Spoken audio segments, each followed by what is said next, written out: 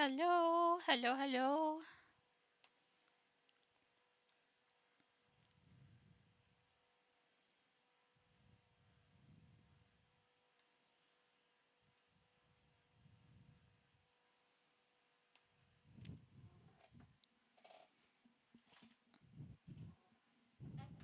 I'm gonna knock this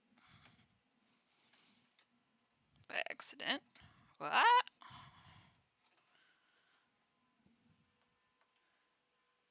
And the camera's doing the camera thing. Off to a great start. Come on, camera. There's gotta be a better way.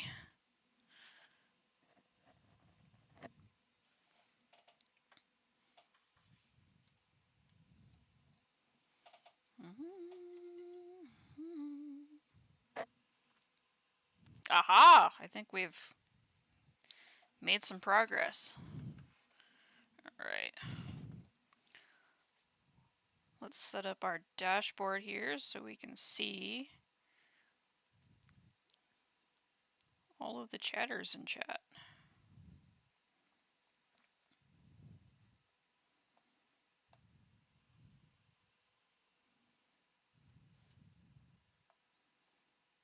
I don't care about analytics.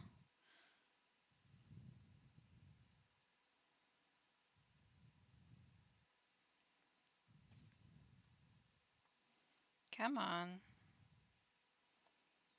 I'm trying to figure out how to get to my dashboard. I'm the worst. There's a mod view you can do while you're on a tablet, and I'm trying to figure that shite out.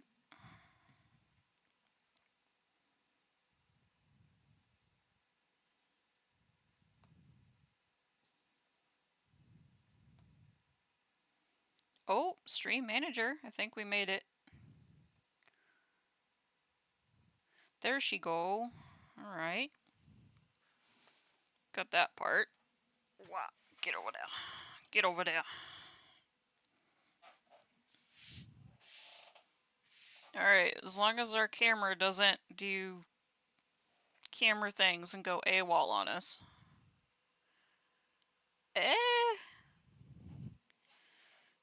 I'm so paranoid it's gonna flip upside down and just flash me mug.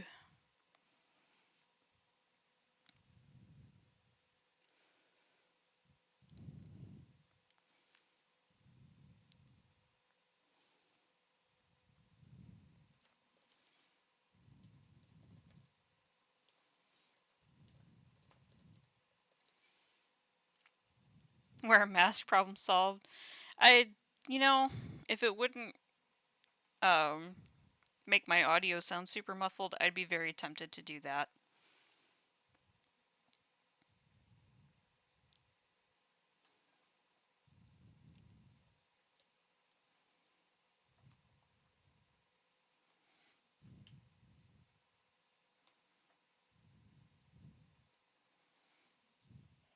Alright, we've posted to all of the magical places.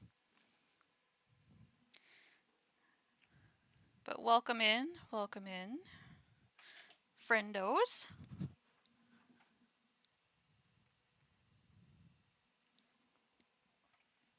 So I thought we'd get started with a little bit of a different style of content today, because I picked these guys up. These guys over here.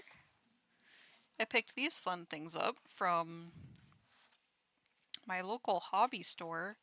Well, toy store. Hey, Roschos, how's it going? But I collect some Halo stuff. I'm really into the Halo helmet design kind of thing. And I have 3 of them. And then I went to my toy store and found 3 more that I didn't have. One I've really been trying to hunt down. This one. It's called Fiesta. So I was definitely excited to pick this one up, and then my inner collector told me I couldn't leave the store without these 2.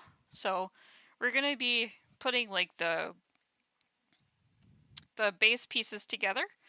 I've already taken them semi out of the package, so I like to keep them on their little pedestals because I think they look cool, rather than just having them sit on my shelf. That way I know what they are.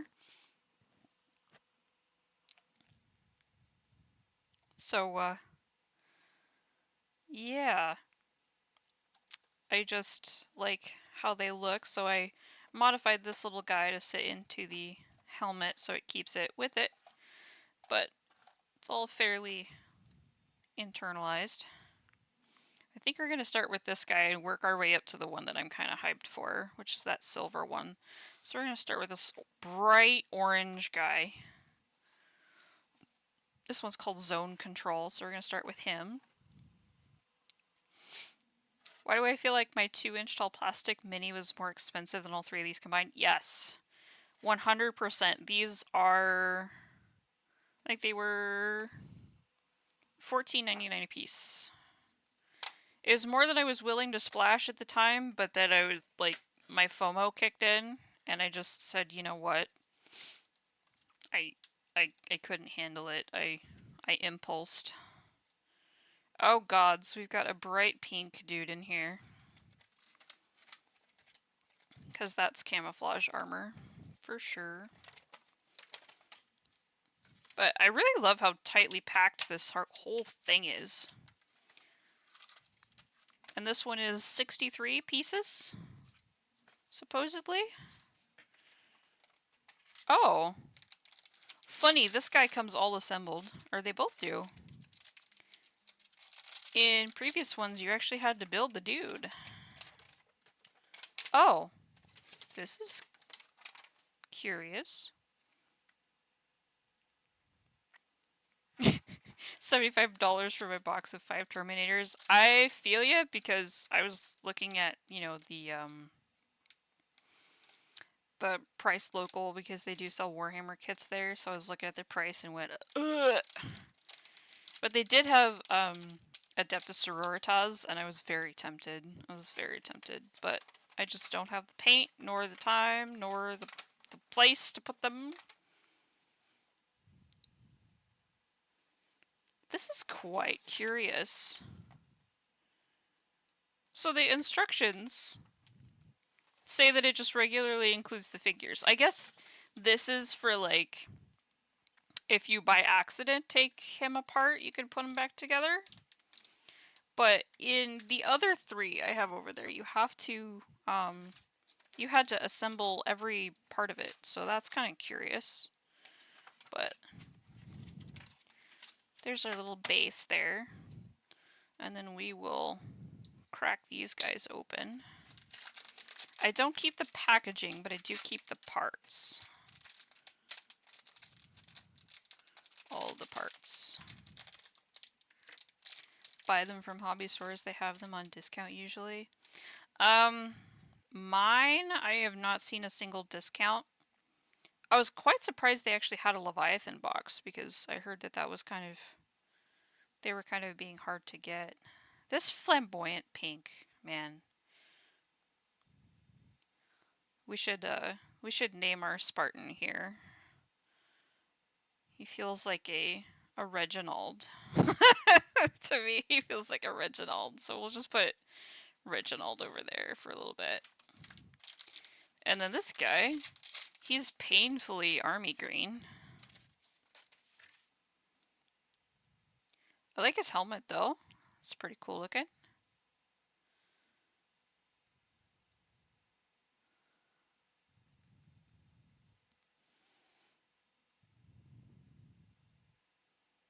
Holy moly. That's an awesome deal though. Like, sign me up. And this is like where all of the everything is. Ooh, there's actually lots of little pieces in there too, so we'll have to be careful not to lose anything. But I just felt like putting these together today. And then we've got a little Zoids Duder to put together and some hanger bays. We'll see how far I get today. I'm hoping to speed up my workflow from last time, but it will have to be a bit of a shorter stream today. Just, I've got some appointments in the evening that I must attend. The puppo has to go to the vet for his immunizations, his yearly immunizations.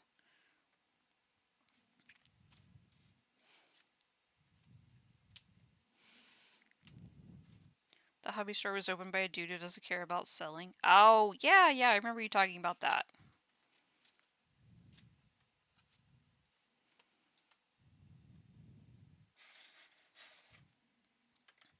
I have a couple of really nice local hobby stores. But it's nothing super crazy. One hobby store actually does do sales. The other one is more, I don't know how to describe it. They're more of a, we never have sales, but our stuff is the sale mentality, I guess. Which isn't too bad. Like the shop itself is super cool in terms of like the vast array of stuff they sell. Like they have everything from Warhammer to like Disney figurines. You're welcome. I will continue to chatter at you in an annoying fashion. Oh, fascinating. Oh, I can take this out. There's just a little rope in here, and the rope was what was keeping it attached to the base, as well as there being a part inside. I did a little bit of jerry rigging, but as this was the first time I opened it up, I had to take that little thing out. But we'll get to that. I'm getting ahead of myself. I'm skipping steps here. So we got this guy. Then we've got our platforms.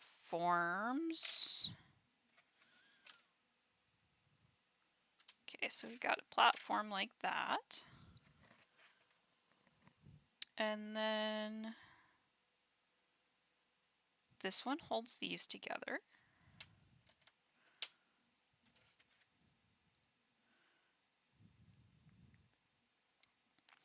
And then we've got another one that goes like this.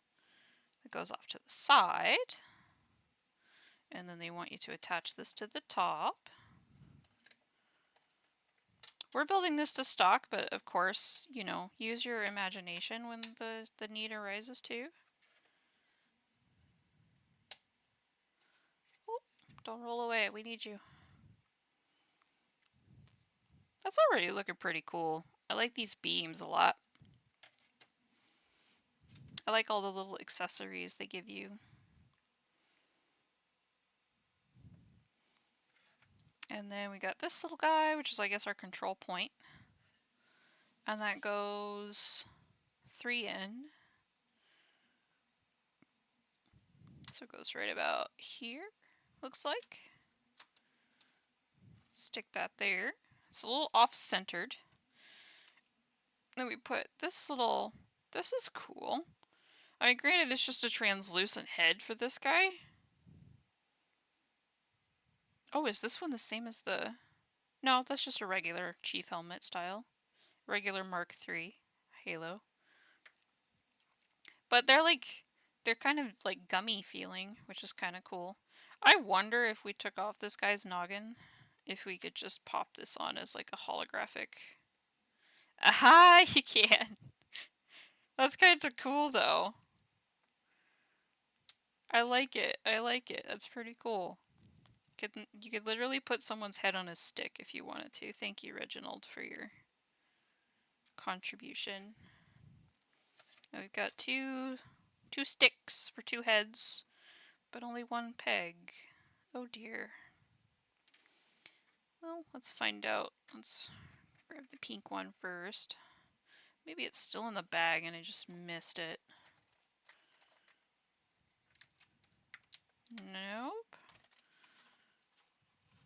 Well, we'll see if we're supposed to have another one. It doesn't look like it, actually. This clear part goes with this one, so... I think it's just to heighten it a little bit on the stand. So that goes in here. So this is like a little control point. I like how the head can kind of swivel on the stand for some reason. That's pretty cool. We have this grating and the ladder. That's kind of neat. So this ladder goes here. And then we have our grating, which they tell you to butt two of these together and then slap the grating on it.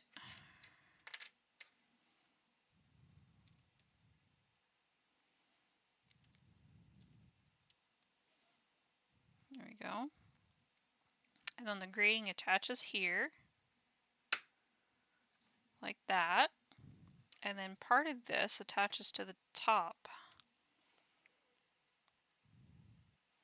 So then we've got, this just goes on top of this one. And then that goes on top like so. Come on. Come on. Get on there. Oh boy. Not the most awesomest press fit I've ever seen. There we go. Getting that off is going to be a pain without stressing the piece. Where do you go? I haven't seen the... Oh! It goes in here.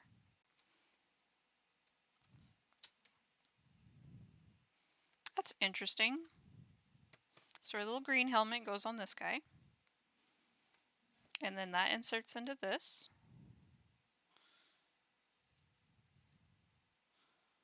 Okay. And then it also... oh! Okay. So it doesn't show the whole assembly, but this assembly here, I'm assuming we can just take the... oh boy, it's in there now. But this actually has a hole that goes right in here. So you're meant to use part of the helmet for the zone control. So that's kind of cool. And then our little guys, we gotta get them gunned up. And it shows them and like the other configs. We're actually building these other two, so I guess these three are all in some kind of series.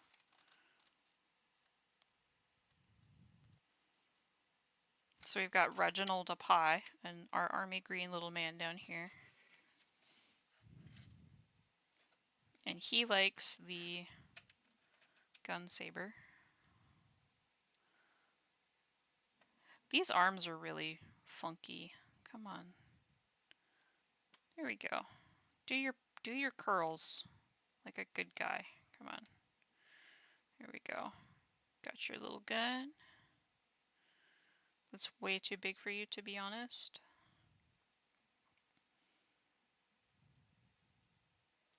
Come on. Rotate your hands so you can actually use them and they're not broken. So he's got his gun. Cool.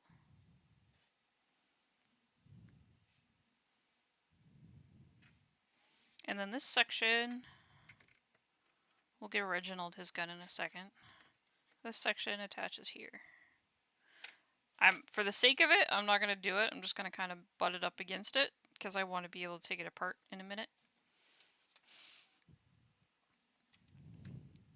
Oh. Missing pieces. Support. Interesting. So if you are missing pieces, supposedly they'll help you out with that. That's reassuring, honestly.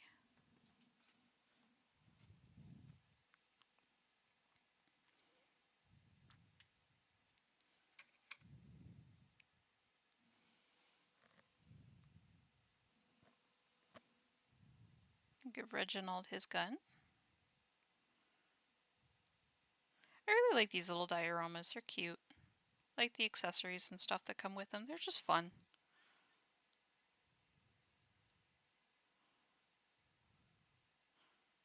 Even if they're not the greatest, like, in terms of quality assurance. Got Reginald up here.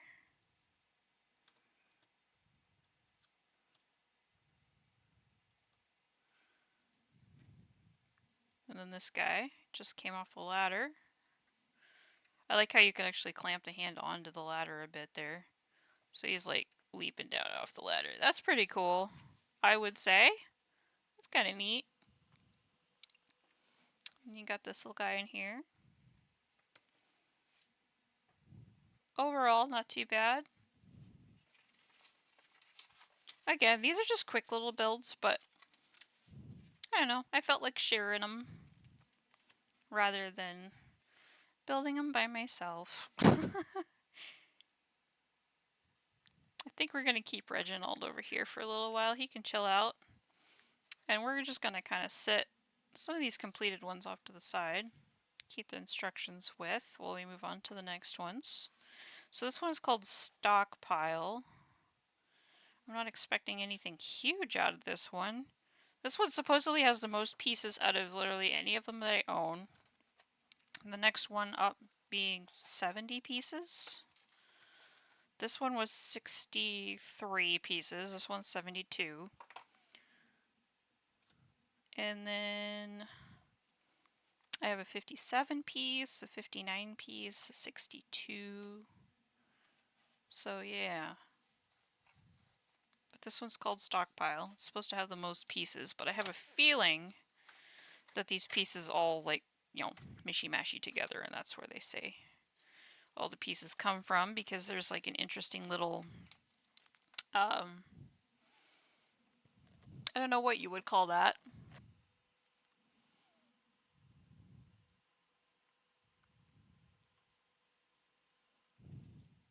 Sorry, got distracted. Had a message on the side here. Making sure we're taking care of all things we're taking care of on the side. But let's just open her up. There's this interesting little... Yeah, that's where most of the thingies go, but there's the stockpile itself is kind of an interesting little mishmash of blocks here. And can we take a minute to actually appreciate the helmet itself? It actually has the Master Chief sheen. Like the full sheen armor compared to this flat olive drab one I've got here.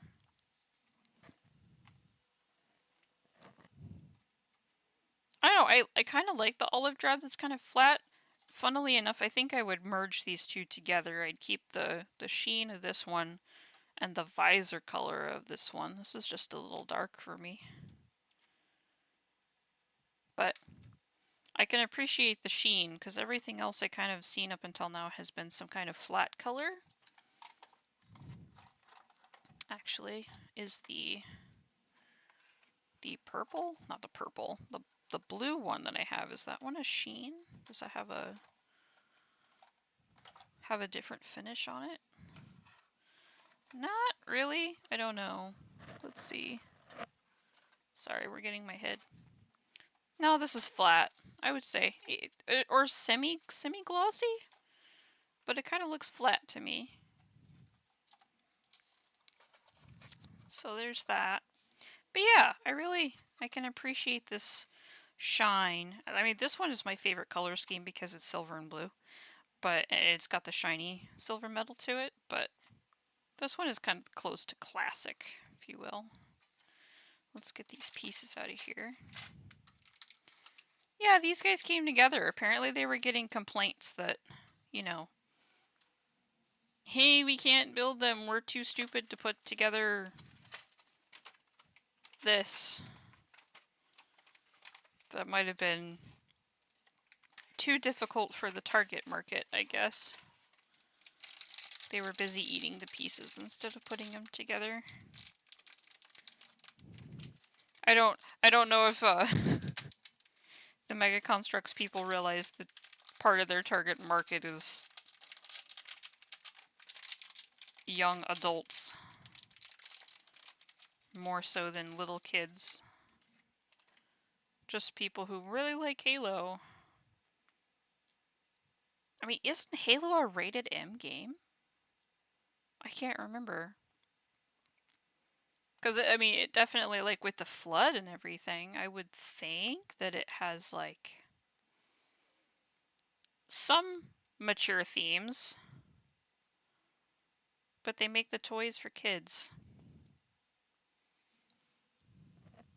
Pepe sad.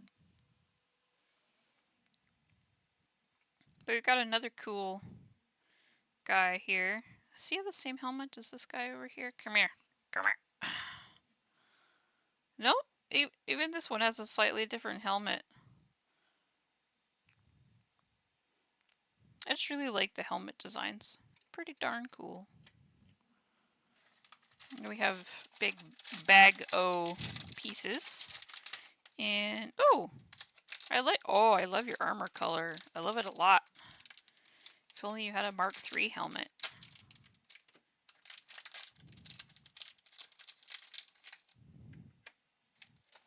Check that color out. It's like my favorite color. Love it. I just wish there was a slightly different helmet. But we can't all be winners, right? Set these guys off to the side.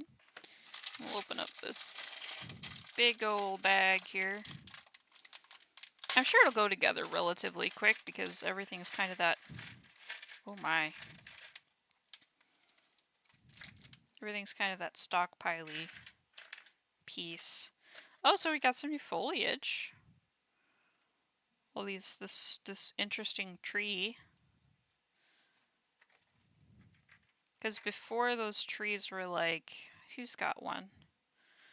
I think this set has one in it. It's a really strange little, like, rubberized fern almost, and that was your foliage before.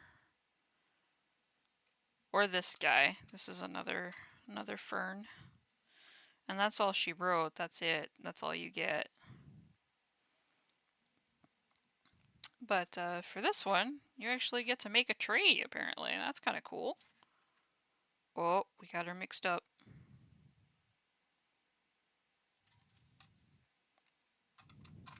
I'm assuming this is the one that went to the back of it because it was near my left hand, where I would have sat it down.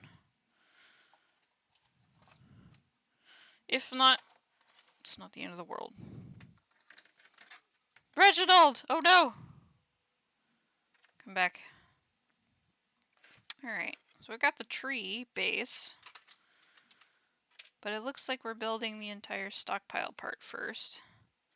So this is kind of meant to go alongside this. There's an entire connector area down here where you can take your piece, connect it in there.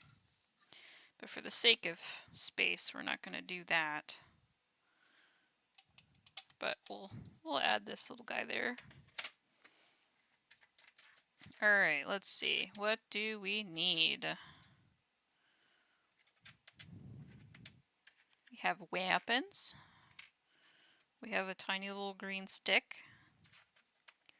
And a blue thing. Blue clear piece. Interesting. I don't see a use for that right away, actually. Oh. They don't advertise it, but it actually goes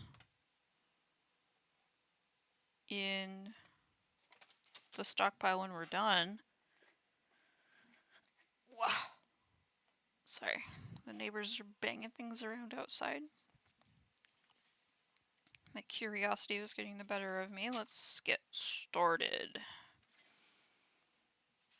Okay. Already we're off to a strange start. It's, here's this, put them together. But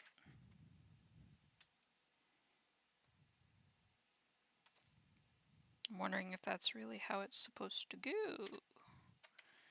Because I've only got 2 of these duders. So it's making it seem like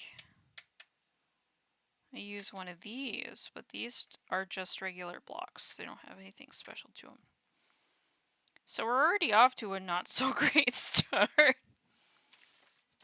Because it makes it look like there's 3 with this. There's like a hole here. And they kind of slot together in a fashion. Am I just dumb and not seeing it? Am I covering up a piece? No.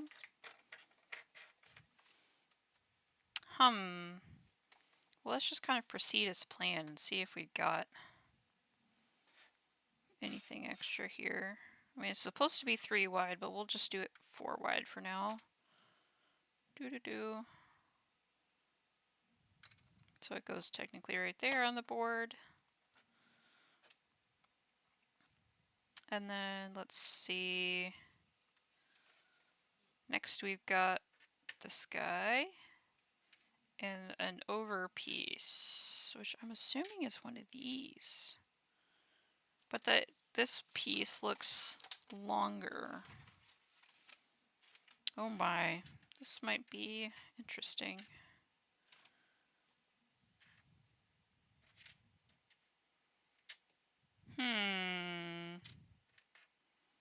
Instructions unclear.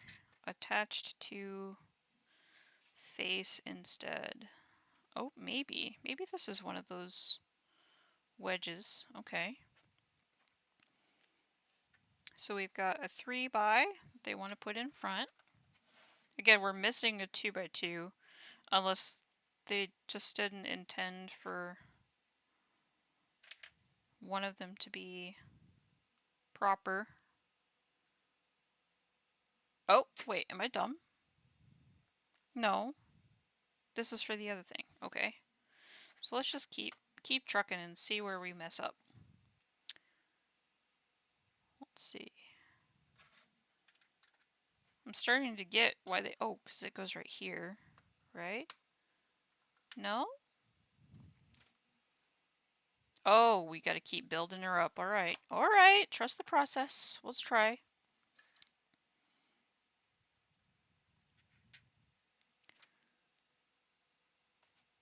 And then again, it doesn't really tell you much of anything other than make.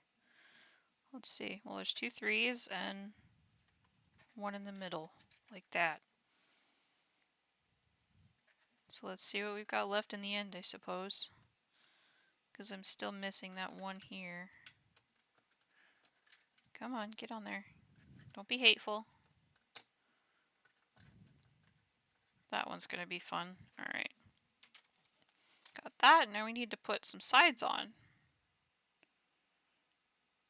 Wait a minute. Okay, hold on. Maybe I get what they're... Maybe I can pick up what they're putting down.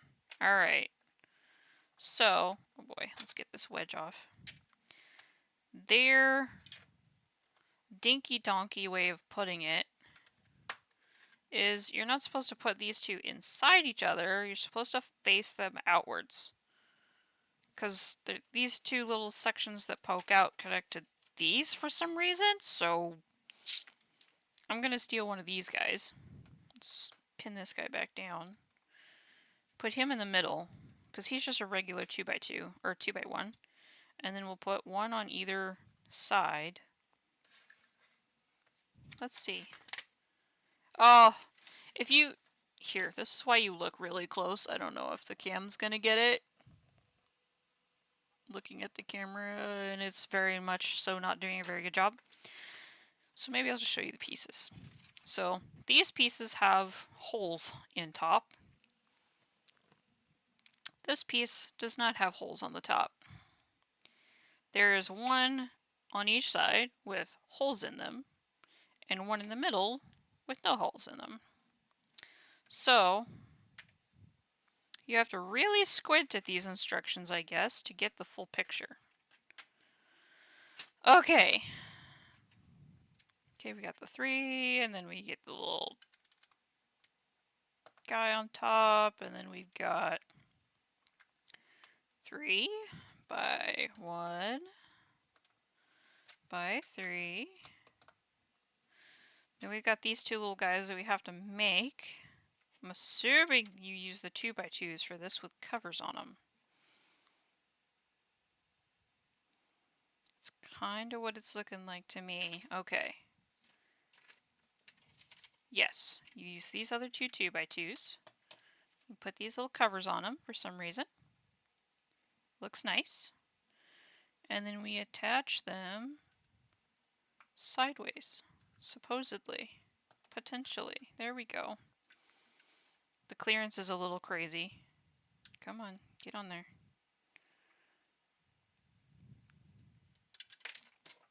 Flying pieces. Okay. Get on there. There we go. There we are. Okay. Those little guys are on there. Now we need our little stair step pieces. These two go in the middle. There we go. And then we have a 3 long piece that goes along the back. Like so. And then we have these pieces. Come on. Gently now.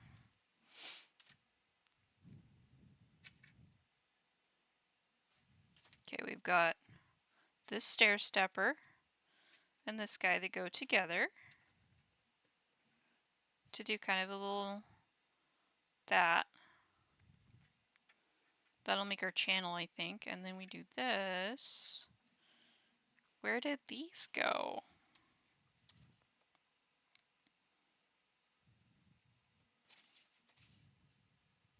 We didn't miss anything, did we? I don't think we did.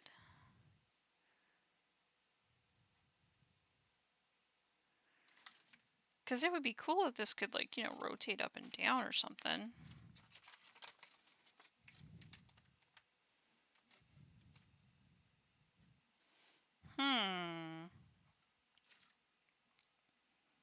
Yeah, these don't really have uses. I don't see them anywhere in the build of this thing. Got the 3. Step 3 was that. Step 4 was this. Made those. Did that into 3. Now we're on this step. What? Why would you give me pieces I don't use? Oh, it makes the oh. Okay, we've got a strip back here. I got distracted by the pretty picture. Oh, so it's kind of like a chip that you put in there. Alright, alright. Trust the process. It's been a hot minute since I've done a Lego thing. Alright, let's see. What step are we on? This one. These guys go here. Come on, flip them the right direction. Come on. You go here. Oh man. Man, they don't want to go on. Here we are. I wonder when we get this all done if this will come off in one big piece. We shall see. And this one goes up and over. Like that. Alright. Interesting. So I wonder, does it all come up at once? Let's not try it. Let's not try it yet. Let's get this little button made. And then we'll do the tree. So then we've got here, there's our little handle. Oh, I'm assuming you take it out and run with it. Alright, I gotcha. Glass piece goes top square. Come on. Come on. Tight fit. Low clearance. Get on there. There we go. There's that piece. And there's a little grate that goes at the bottom. This looks like a walkie-talkie almost. And the grating goes top to bottom. And then it inserts like that into our stockpile. So then you can come and just yank out the chip and run, I guess. Interesting. Ah! That wasn't in response to you, Bjornica, but hello. I decided to push too hard on that and it just came popping right out. Alright, let's build this tree.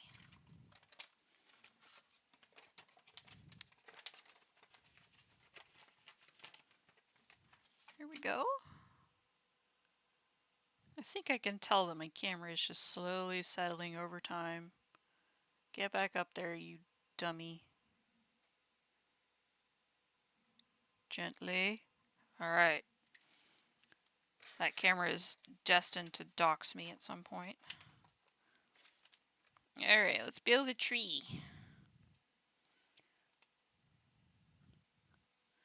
And then this little guy?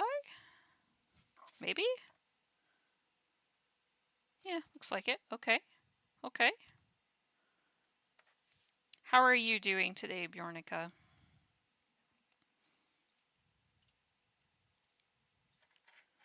Oh wait, let's figure out which one of these is bigger. I think this one is bigger. So we'll put him on the bottom. Oh, they're actually kind of the same size. I'm not digging the repeating pattern so much, but if you turn them to the side, you don't really tell.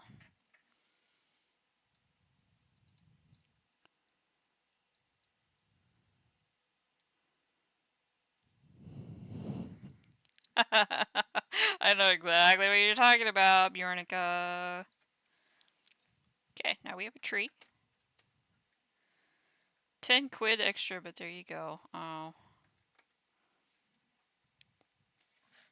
I actually like this tree. That's kind of cool.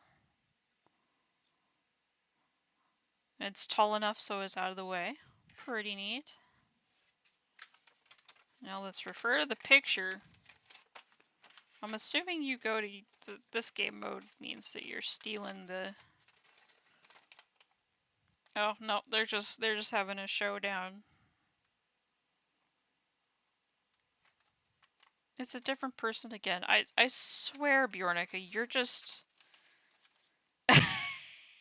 you're just handing it out.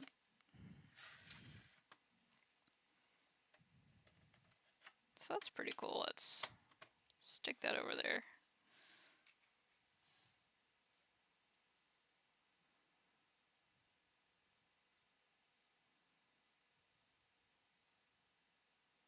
Get on there.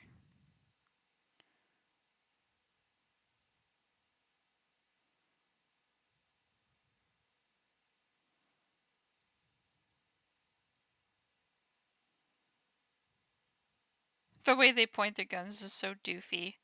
Like I mean, you're not supposed to have it on the outside of your arm. You're supposed to have the stock on the inside, so. Oh, there we go. That actually helped out a little bit in terms of the flexibility. There we go. Now he looks like he's holding the gun.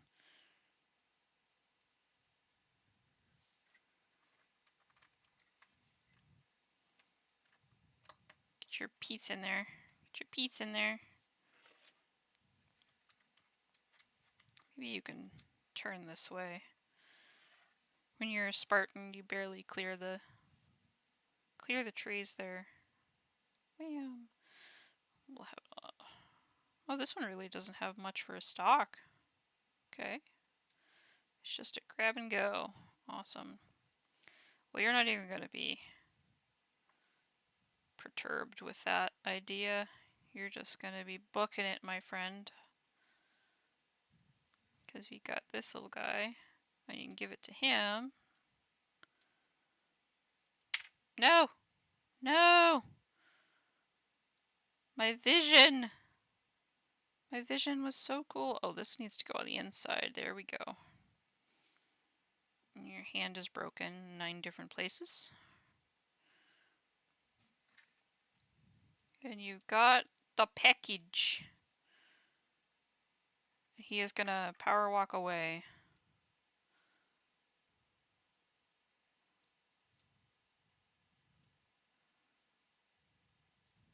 Get in there. You know you want to hold on to it. Run, my friend, run! So derpy. Some mega pose, man. But that's fun.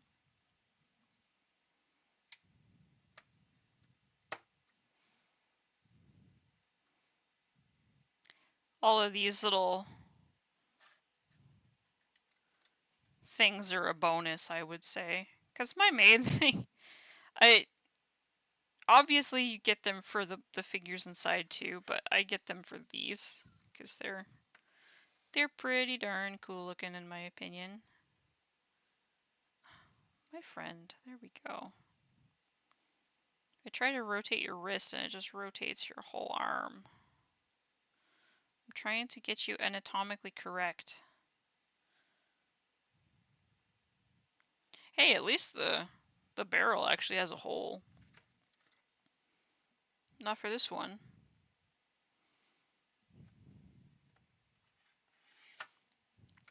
For some reason, that's your life now. I mean, you're surrounding yourself with people that would be receptive to those forms of gifts, my friend.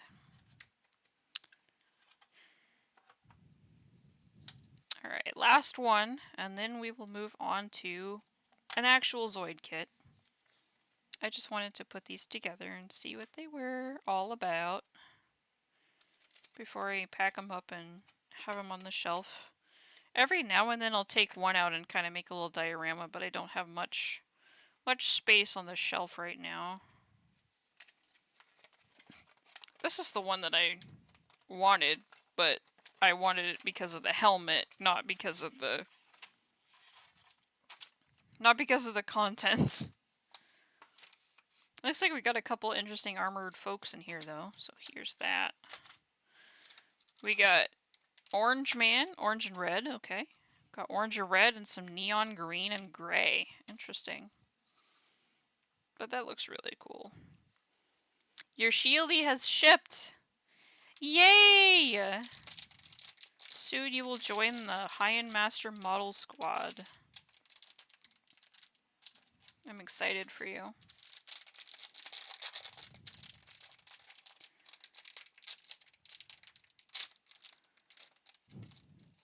How much strangeness there's yet to channel. You have done things that 40-year-olds have not accomplished, Bjornica. I just want you to know that. For being an absolute baby, you've done so much darn stuff.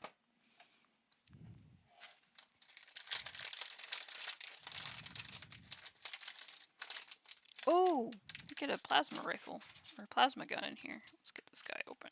Abre. I don't want to. Come on. This is breach. Give. There we go. So these guys are kind of cool. This guy's got a brutish looking helmet. This one looks more ODST styled. Again, my camera is abysmal. Wee. Alright. It's kind of interesting, the red thighs and the single red arm and the rest is all orange. And then he's got the green shoulder pads and the green thigh guards. The big ol' armor belt around him with all of his big slugs.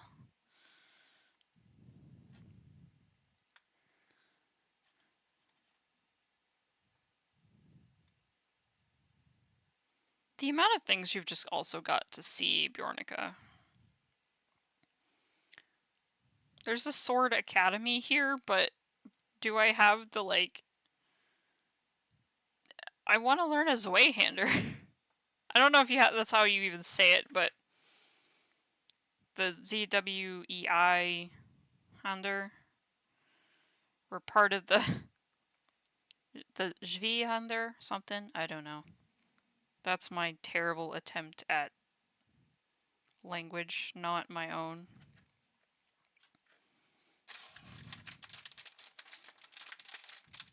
But the two-handed sword with part of the grip on the, you can actually safely grip part that's past the pommel.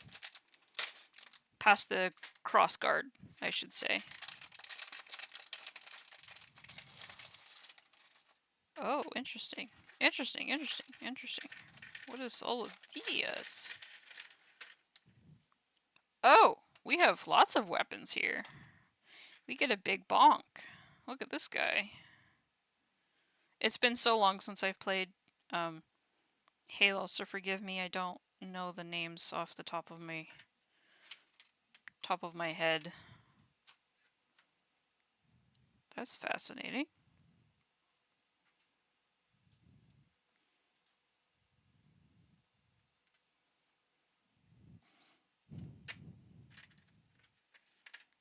So we've got plasma gun,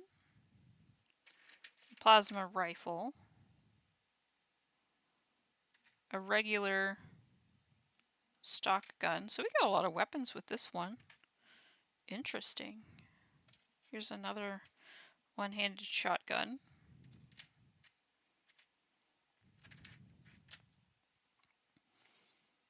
So what is this technically asking me to do?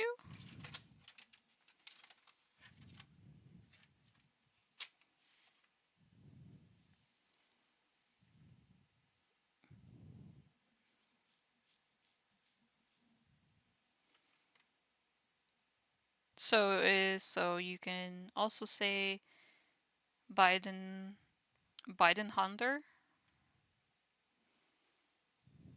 but it's by like Bill. So Biden Hunter.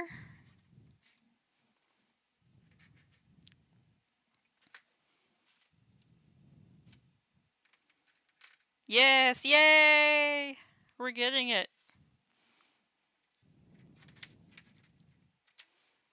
I'm slightly better than Errol when it comes to vocabulary, but only very minutely.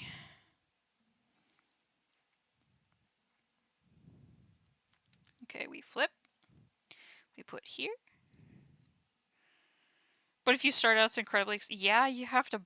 Granted, you would start out with a trainer, but... You're buying a sword. And all of your safety equipment, I would assume... We're gonna just stick that there. You're supposed to stick it like this. But... Oh, I see. This part covers... Here we go.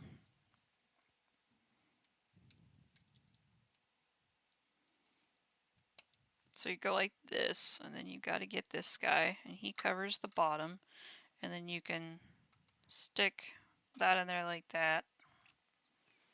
Gotcha.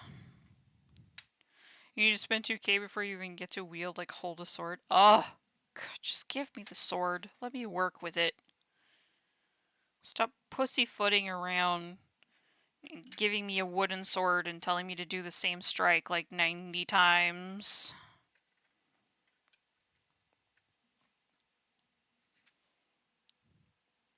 That's kind of why I stopped doing Kung Fu.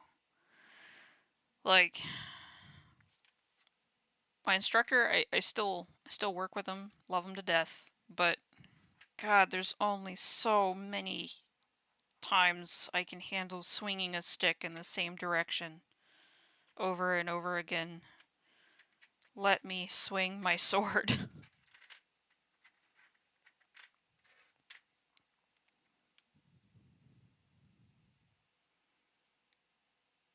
Granted, you just get bonked if you don't dodge the stick. You don't get cut, like if you don't dodge the sword.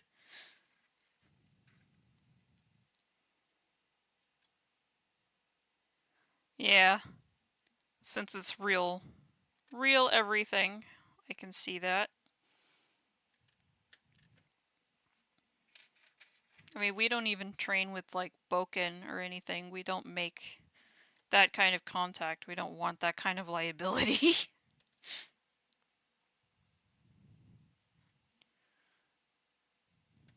I'm about to sneeze, so I apologize ahead of time.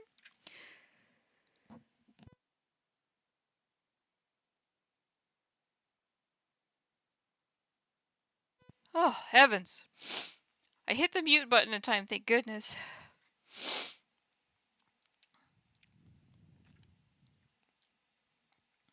But yeah, with actual swinging of swords, there's a lot of safety that goes into it. And even the swords that we work with in Kung Fu there, they are very, what's the word? They're more performative than anything. They're not actually sharp. They're somewhat sharp, and they can hurt somebody, but they're not, like, gonna cut your head off sharp. Or sever a limb. The broadswords that we use are all floppy, so when you hit a sharp movement, then you get that psh, like that snap sound, which is all part of the performance. Hello, no way. Welcome, welcome. How are you?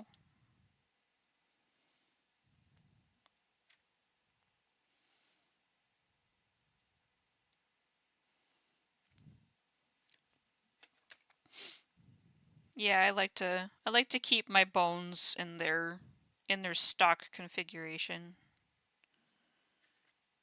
I'd really prefer that.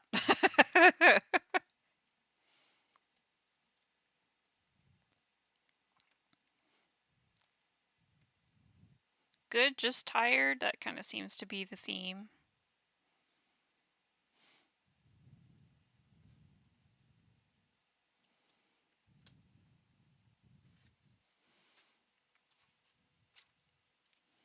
And then we have these little guys that just hang out in some of these sections.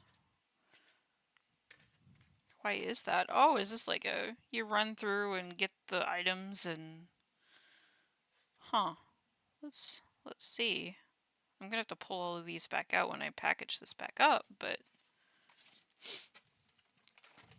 oh, okay. So your guns and everything are strewn about and you gotta go and get them. Interesting. That's kind of cool. So you take your weapons and you just kind of have them here like this. They're all sitting down like items to be picked up, and then you run across them and pick them up. Interesting. Cool. So let's go over the ones I don't... Do I have that one? I do have that one. That's definitely not Fiesta. Oh, GWY. That's that one, and this one is the red one. Yeah, I do have this one.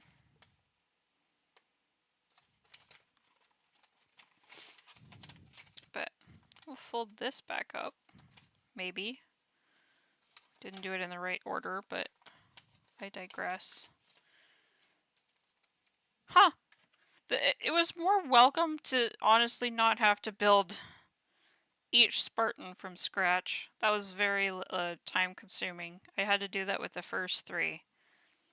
But apparently later releases did not have you have to build your Spartan, which works out. But now, let's actually give an overview of these guys. So this one goes like this. You have these 2 guys that go with that one. Then you have a stockpile, which goes with this one. You can pull this little guy out. And these 2 go with that set. And then the last set that we did was the zone control one, which was really cool. This part goes together like that. I just didn't want to snap it together. And you have your little added little thing in there. And Mr. Reginald goes with this set as well. He's just hanging out. Oh. He looks like he's like, whoa! I can't believe it! My childish imagination. Alright, so with these 3 out of the way, I'm glad I have them now. And with all the rest of it, it'd be kind of cool to like have... I have like base Lego boards to like do like a cool diorama with all kinds of pieces and do something all together. That'd be kind of fun, I think. Because these little guys are fun. Actually, I'm just gonna leave that with you, Reginald. You can hold on to it when we put it away. But I'm also semi-paranoid of like, here, you can hold on to that. I'm semi-paranoid of giving pieces and parts to different different sets because I kind of want to keep the sets together without having to remind myself what goes where. I mean, granted, I have the whole instruction manual. I shouldn't be worried about that, but for some reason it's just kind of in my head that somehow I'm going to lose them or somehow not have a complete set anymore. Which isn't entirely true, but that's just how my head works most days. Nothing on top. We can put our weapons in there. And then these two guys. Our manual. And then we should be able to close right up. There we go. That's one back together. Put him over here.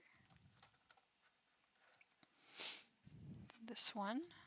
I'm gonna see if it's okay to leave that one in there. Come here, you.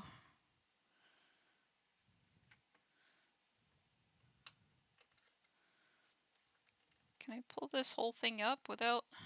There we go. But these two parts will have to come off. Ah! I don't want it to be like last stream where I lost a thumbnail. I don't want to repeat that. That didn't feel good.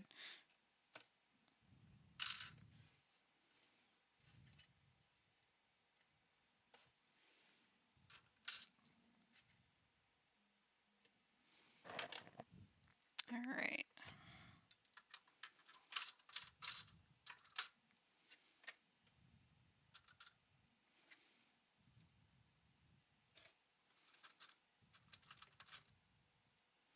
The Reginald can just chill right there with his friend, Army Green. Come on, hands. Oops!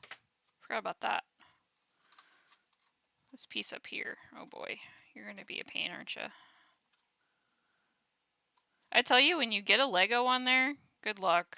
Sometimes they just feel like they're glued on there. I don't want to break anything. There we go. Give that a good shake, shake.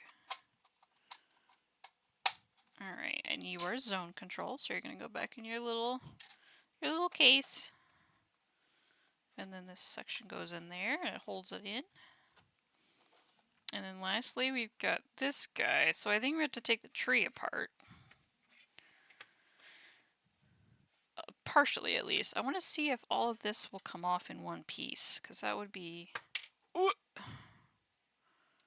Alright.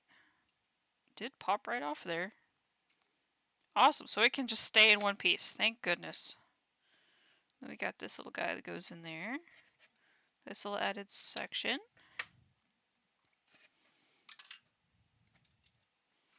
Put that in there.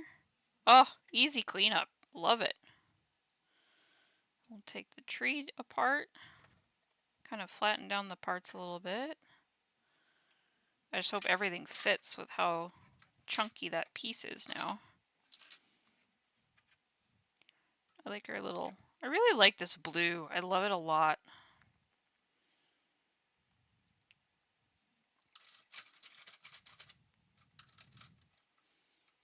I lay myself face down and in my turn. Alright.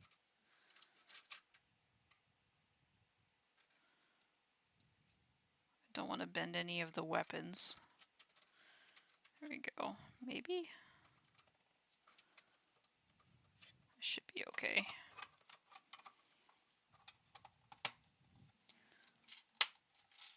Cool beans! Alright! Now those sets are all ready for whenever the whim strikes me to get a diorama going. Alright. Now, we're going to clear a little bit. And then we're going to start on a funky little friend that was sent to me by Varga, my resident plastic crack dealer. we're going to get into the Zoids content, aka what you all are here for. This is a very beat up box. But continuing with our trend that we seem to be having, where we're building block Zoids for the most part, aside from that massive dark spiner stream that we just did. This guy is Dimetra Ptera.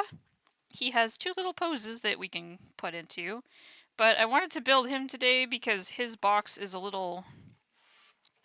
I literally have to open it from the bottom. Because, yeah. It's a little worse for wear in the box department. And I didn't feel like taping it on the bottom. But I also didn't trust it to sit on my... I didn't trust it to sit on my shelf for too long. Because I didn't want it to get crushed by anything. But, yeah, I guess we'll open it from the bottom. And then I think this is the first time we're actually going to be cutting something off of gates on stream. Or off of the sprues on stream. So if you open a Zoid box, this is kind of what you're going to see. This is something I haven't seen in a long time. We'll go through that in a second. That's actually not the instructions. I hope the instructions are here. Here they are. There we go. Dimetra Ptera. Cool beans. And then we have our sprues. And this little thing is custom for blocks. So this is more familiar with a lot of people. Here's our sprues. And then, oh, we've got a bag with wings. Then we have a cockpit, glass, a pilot, and some decals and a block. And then this funky little dude. I'm not sure how I should be getting him out of here. He's stuck in the box, so bear with me a second. It's going to look shoddy on your end. But I have to get in the box here. It's customary for blocks Zoids to have like their blocks kind of visible in this little window here. This is technically a block Zoid still, instead of like a full-fledged motorized Zoid. But this guy has a funky like mechanism going on in here, which is another reason I didn't trust the box to sit on my shelf for too long. It's because I didn't want... Come on, gently. I didn't want to get this damaged in any way. But we're going to flatten this box and put it into storage after we're done. So I think we're just going to take this plastic piece all the way out. Come on. Without tearing the box. That's the true challenge there. Because this box is already damaged. Come on. There's just glue that holds it to the side. I thought maybe it would like clamshell open to release the part, but it did not do that. So now our box is finally done, but let's see. I mean, here's the main box art. Now I don't have to worry about dropping everything out of the box. I'll pop that back out there. So we have like a little Dimetrodon scenario and then a little Pteranodon scenario. So he kind of swippy swaps between the two, which is kind of cool. Oh, it says electronic. Well, we'll have to see. He's a funky little man. And then on the sides of the box, it'll kind of showcase other block Zoids. So if I can get it into focus here appropriately as my camera continues to inch closer and closer to the danger zone. If I can get it to stay there for a second and not glare. Let me tilt it. There we go. So you've got build, posable Z-Builders figures, so you'll see it in one configuration. Here's the other configuration. And then customize is kind of the blocks, the whole block shtick. So on this, actually, it shows, I think this is parts of Unenlagia and parts of a Moses sledge that you could like mishy-mashy and then put it on there. Because the whole blocks line is supposed to like come apart and go all together into like new stuff. So you could just kind of be creative with that. But awesome. I'm going to... Oh, we've got tape here. I'm going to cut the tape rather than trying to rip it. Alright. Oh, and then we've got a little bit of tape on these edges here. These block Zoids boxes are rather weirdly shaped. Because they have that highlight on the side for the blocks themselves, so the boxes are a little weird. But we're gonna flatten it. And then that will go with my no sticking. I'll have to fold it up a little differently later, I think. But I'm just gonna leave it flat for now and put it off to the side so it doesn't take up room and the box itself doesn't get any further damage. So there's this funky thing, and it's actually taped in here. Golly. We're gonna cut away from ourselves with this. Here we go.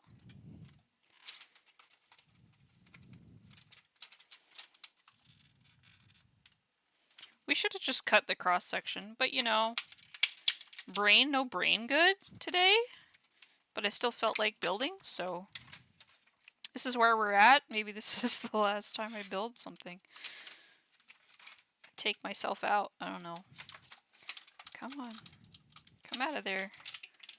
That is funky looking. And there's wires and battery stuff in here.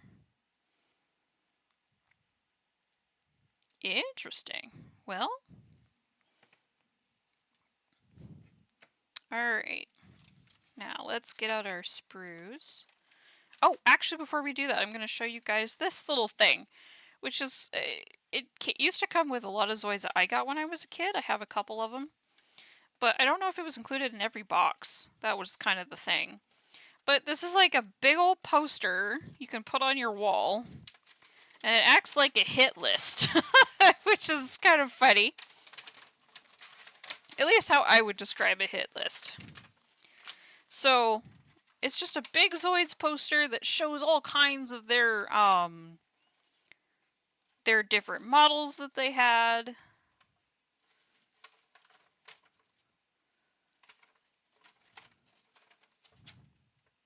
So, what's kind of cool is there's action figures down here. So this is like, these are some of the harder to get ones. The Shield Diker Holotech, I had never seen that in person in my life.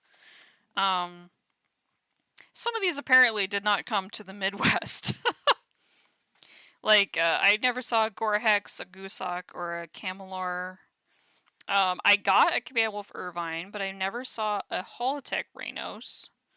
I never saw an Arosaur or a Black Rimus, but I did get a Gustav. The Limited Blade Liger. I'm so excited. I have one of these now. My very first Blade Liger. I'm so excited. And Gojula's Giga, the big guy. And then with all of this motorized stuff, then you can go down to the blocks where they advertise some of the blocks things. And then they actually have action figures. And I have these two. These two are actually electronic, and I don't have them. I did not even know an electronic Command Wolf existed. I have a Gun Sniper, but it's not the red one. And I have a Command Wolf, but it's not the white one. Then if you flip it over, you have the Empire. So then here's some of the Empire's bigger kits that they decided to advertise on the thing. There's all kinds of different posters and stuff you can get, but these are the motorized ones. These are like the electronic ones, and then these are like the wind-ups. These are the new ones that they had done with like gravity gears, which was kind of cool. It was like Beyblade, where you had a ripcord that went through the body. I have this one. I'm actually in the lookings for this one. I have Gravity Sykes and I have Gravity Wolf, but I don't have Gravity Soar or Gravity Ptera. And then we got some blocks down here, and then you have some action figures. Funnily enough, I don't have any of these, but I have the Death Soarer, but I don't have any of these other ones. But the poster itself was super cool, and on these posters, let me kind of get it wrapped back up here. Maybe let's find. Okay, it does. It folds like this. Okay. All right. Well, that's the very last. Come on, fold up, fold up. Okay, let's see what we got. Here's Gojulus, and then right next to the name and everything, there's like a little there's a little box with an X in it. And I used to do this thing as a kid where I would take a Sharpie and I would mark it. And then I would be like, oh, I need this one, this one, this one, this one, this one. So it was good marketing to tell you, you know, here's all the stuff you're missing. Go buy them. But not everybody got a poster. So it's kind of cool to open a box and still see one every now and then. So that's pretty darn cool. And now we'll open up these sprues. It looks like we've only got 3. Short build, hopefully. I don't have too much time today, like I said earlier. If you're just tuning in, we'll probably go for an hour and a half longer before I've got to go. I have some stuff to take care of, so it's going to be just a little bit of a shorter stream. My doggo is going to the vet for his yearly immunizations, and for some reason they can't fit him in until 5 p.m. Which, as a person that likes to get things done in the morning so she can have the rest of her bloody day to herself, it's been kind of hard just sitting around with my thumb up my keister waiting around for the one event that I have to do today. So I just decided, you know, I felt like building, and I was in the Zoids Discord earlier today talking with some of the lovely folks there. We were talking about building diorama bases. Sorry, I needed some water. My throat is getting dry.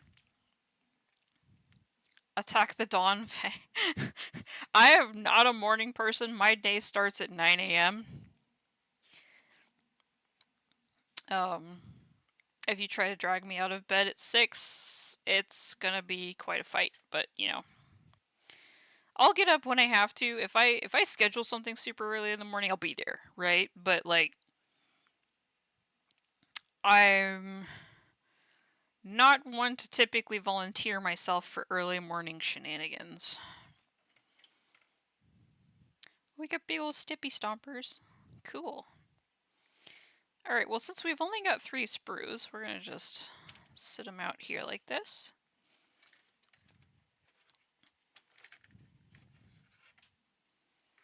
Sit them out all nice. This orange is... I don't know if camera is picking up how crazy orange these are, but this is like Oregon Beaver's orange, if you happen to do... It's oranger than these, and I thought these were garish.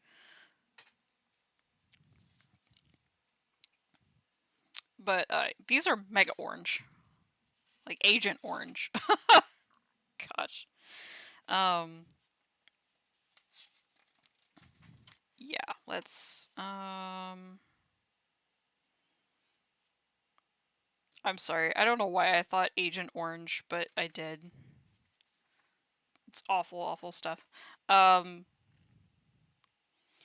Let's check in our parts. We got label sheet, we have 1 block, we have our pilot, we have our 4 little duders, we have 1 ring cap, we have the canopy glass, and we have 3 sprues and 2 wings. So it looks like we got everything. I always like to check in with our sprues and see what we got. This one's a AA battery already, and you know, I feel like we at least need to check. A AA or a triple? Triple. I need a triple. I don't have a triple on me right now. I had 2 AAAs. Where did they go? Oh, I know. I still have them in the dark spiner, so... Pfft. But apparently this is how you turn the electronics on and off. Interesting. And then you pull this out, insert a AAA in, and then that makes these cranks move. You know what? Where is he? Where is he? Come here! He's on my workbench on the side over here. Come on, come on, come on, come on, come on. I hope you're the one. Ugh. I hope you are the one. Let's see.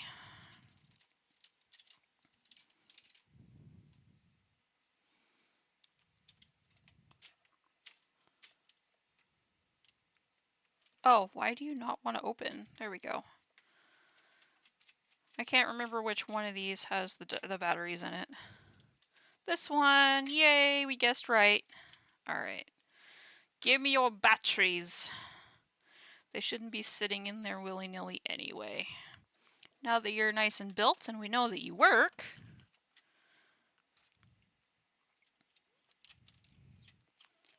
we need to make plans for you before we continue to... Oops, other way. Righty-tighty, lefty-loosey. Now we just need to make plans for you before we leave batteries in long term. I'm a person that will put the batteries in, forget the batteries are in there, and then we've got some corrosion issues later. So I'm just saving future me from that calamity. Alright. Now we have more than one battery that we need, but we have batteries again.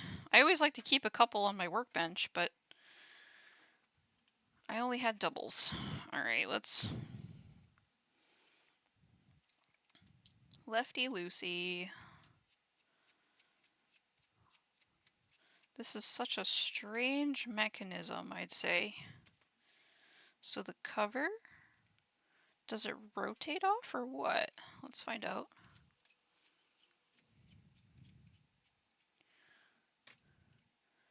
Also, Serby hasn't said anything since he mentioned that nap. I'm wondering if he fell victim to nap 2.0. Alright, negative goes in first.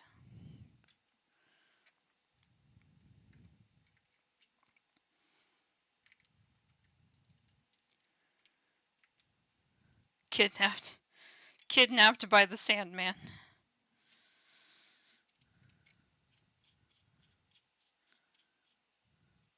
Games Workshop heard about him getting the models that he got for not retail price, and they want their money back. Da-da-da-da. Huh, this is a little bit weird on the latching here. Earth to Cerberus. He's probably working.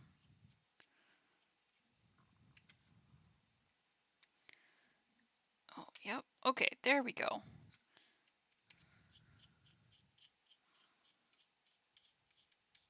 Come on, get in there. I don't want to cross-thread this at all, so you have to make sure that it's straight up and down. That way you're not ripping threads that you're not supposed to. Alright, so this is apparently the on and off switch. Oh, it works! Which is good. We love to see it. That's kind of neat. Alright, and then apparently you can fold this in half. Like a frickin' flip phone. Like that. You can flip it in half. Interesting. I wonder which configuration they're going to have us build in. I'm betting this is for the wings. But let's find out. Alright. I'm going to set this to the side for now. Apparently we're assembling the brains. Okay, let's see. And we need the ring cap right away, apparently.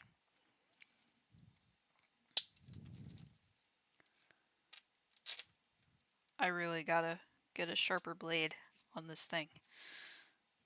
Alright, so we need the canopy. The pilot. Come here, you. The pilot and the ring cap.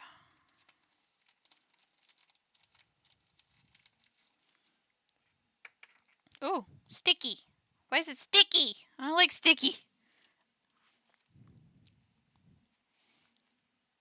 Alright, A. Wait. That's B? See, A. This is A. All the orange parts are A. Alright. A1 and A2, so that's these guys.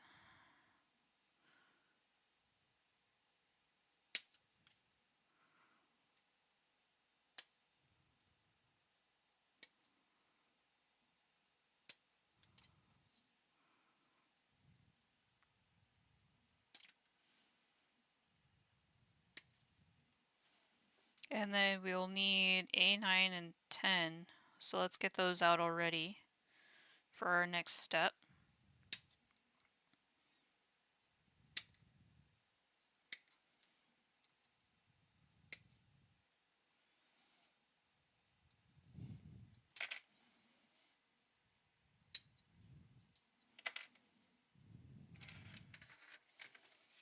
And let's clean up our pieces.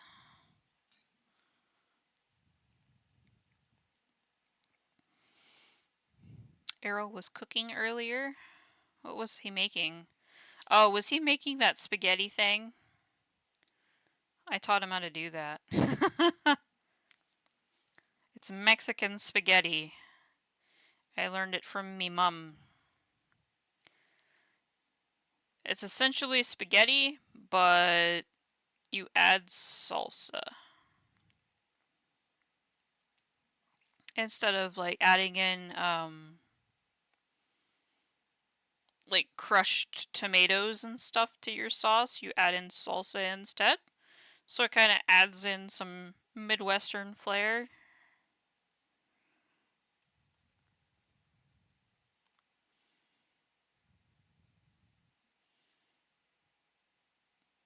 My mom loves Mexican food, so she takes any opportunity to make it taste good to her.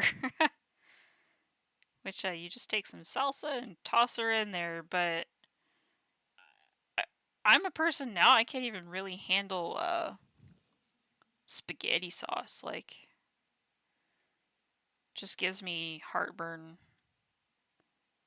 It's hard to enjoy it when you know you're gonna suffer later.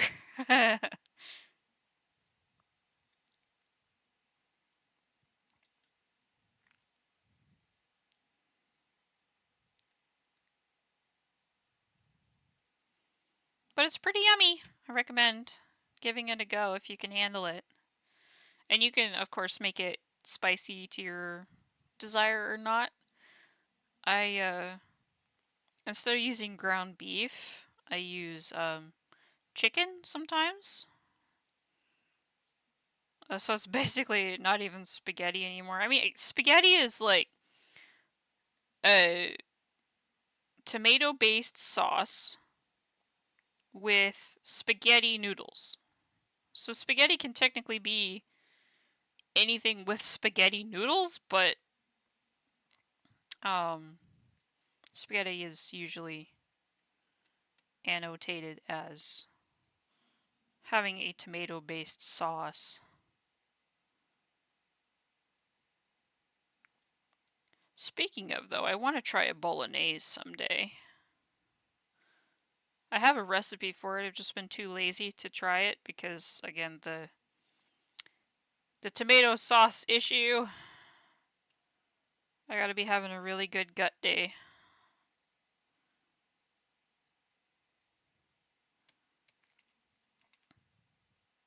Or pre-prepare, I guess, in terms of sleeping upright instead of flat. Alright, let's check out our ring cap here. So we've got this side, and the ring cap, the hexagonal part goes into the slot here.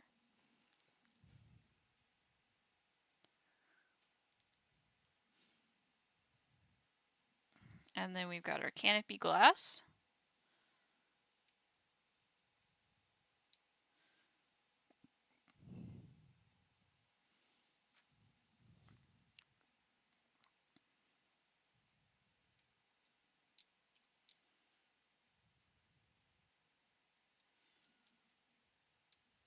Now we're just going to start to gently push these two together. Again, there's a gasket with this ring thing, so I want to make sure it seats properly before I snap everything together really hard.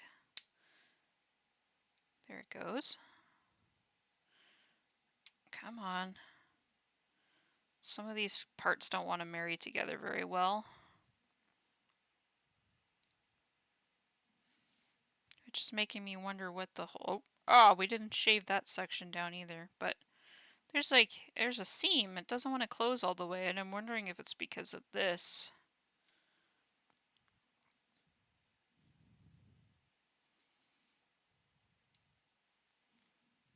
But the canopy can still close. That looks kind of cool, honestly. It's like got some Tron visor vibes going on. But this is an open air scoop right here. This undersection is completely open. Better hope nothing gets in there.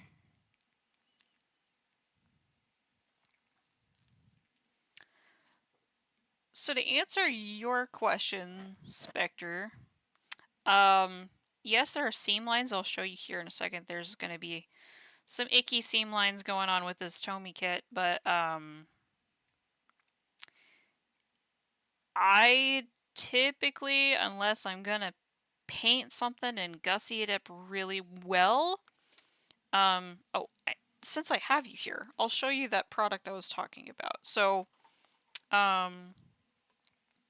for regular glue, I use this Testors liquid cement. We were talking about glues earlier. I use this Testors liquid cement. This is just a regular old super glue you can use to glue parts together.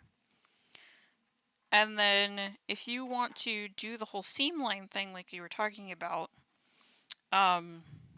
this is Tamiya Extra Thin. And only use this if you never want the parts to come apart again. Because what will happen is, so there's a seam line underneath here. My camera is poopy soupy, so it's not going to show it very well. But right down the middle here is a horrible seam, and I'm fussing with it right now, trying to get it to close up further because it's grinding my gears that it's not all the way closed. But I think that's just the hand we've been dealt with this kit. I might muck with it later to save on time for now, but yeah, there's a horrible seam line right here. And if you can get these parts to marry, I'll show you the tip on this thing. I have to be careful, don't get it on yourself because it will hurt you. it will damage your skin. But it's got a very fine brush and it's super liquidy. This will cause, if you just take your brush and you just line that seam with it and then push the seams together, what will happen, you'll notice, is that you'll start to see an even bigger seam kind of come up. And that's because it's literally melting the plastic and sticking it together, and you're squishing up the remaining like plastic that's not being married together. And then you can go in with a panel liner, or not a panel liner. I know Games Workshop sells like things that you can use, but you could just use a hobby knife and you can scrape that down. But only use extra thin cement, or cement that is meant to bond together plastic by welding them together, essentially. Only use this if you know that this part is never going to come apart again. I don't think I've ever used extra cement on a Zoid model. I have used my testers, and I think that's as far as I'll ever go, unless I'm trying to be very meticulous with my build and I know I'm never going to take it apart again, like I'm doing a custom paint job on it or something. Then I might consider using this. I just haven't ever, I haven't done a custom paint job yet, so I'm not sure how much of this I would use for that. But typically, I like to keep the idea of the model kit aspect so I can kind of take it back apart. If something goes wrong, or if I need to replace a part, or if a part gets scuffed, I can isolate it. that kind of thing. That's really bothering me, but we're going to put it down. C. We need C12 for the tail here. And we're going to need C10 and 11, which essentially look like the same thing. But that's just my 2 cents on sealing up your kits.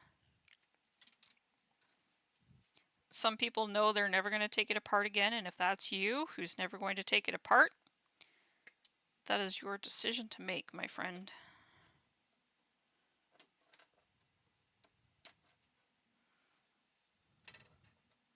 $11, $10. I'm sure they're the same thing, but just in case.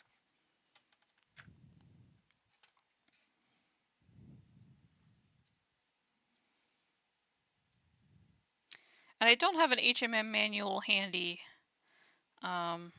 unfortunately, or I would show you one. But right at the front, right where you would, let's move that guy off to the side.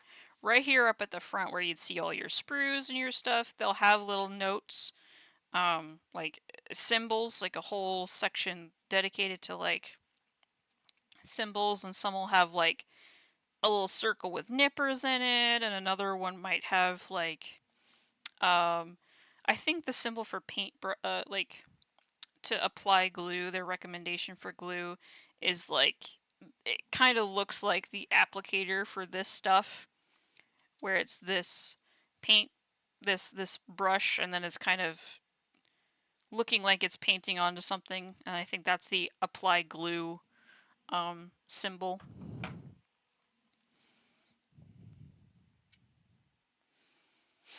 Ooh, and if you're using Tamiya Extra Thin, first time you open that bottle, you are going to get wafted by a very strong smell, and that strong smell is why it says on the bottle, use in a well-ventilated area, because it is essentially just melting.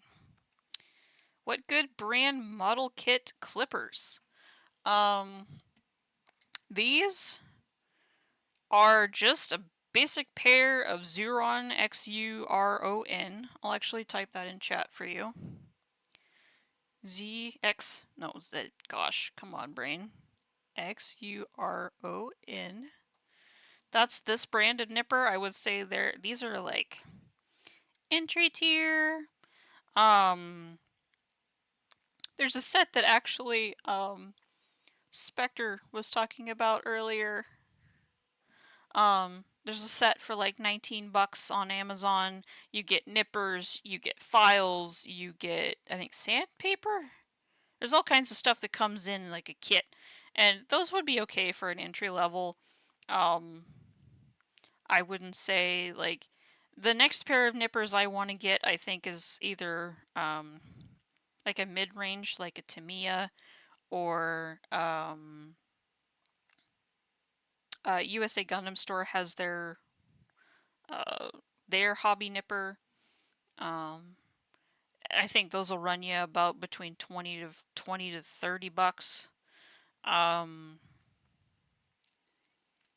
Dream World, your God Hands, because that kind of almost eliminates the need for cleanup. But your God Hands are going to run you like 50 to $60 per pair. There's usually 2 pairs. A lot of people I see, they'll use 1 pair to remove the parts from the sprue, and then the other pair is solely for getting in right next to your part and cleaning it. I get nervous about that because if you have nippers like this, they're side cutters, so they're flat on this side, and they have a bevel on the other side, so you want to use them if you're flush cut like that. But some people got bare hands, and when they slam them, they cut it, they slam these together. If you have an expensive set of nippers, you will break off one side of that if you just together. And I mean, some of these gates, like if I was cutting through something like this, that would really, boom, slam them together. I would say get yourself a beginner set so you get yourself accustomed to them. You'll kind of be aware of the quality you have, so then the next set that you get will give you an appreciation for the upgrade, I would say. I've known people that go their entire hobby career without owning a pair of God hands. They're fine with their $20 pair. It all just based on preference, how much cleanup you want to do, all of that fun stuff. But my recommendation is to get an entry-level set and then go from there, because I use this big guy and this little guy for cleanup. If I have a lot of material to remove from a large piece of sprue, I'll come in with this guy and clean it up, and then maybe hit it with the finer one. But usually I can get pretty darn close that I don't really even need to worry about going and cleaning up with the little guy with this big. And this is just Sheffield, Husky, Stanley, any of these like box knife things. I use this a lot.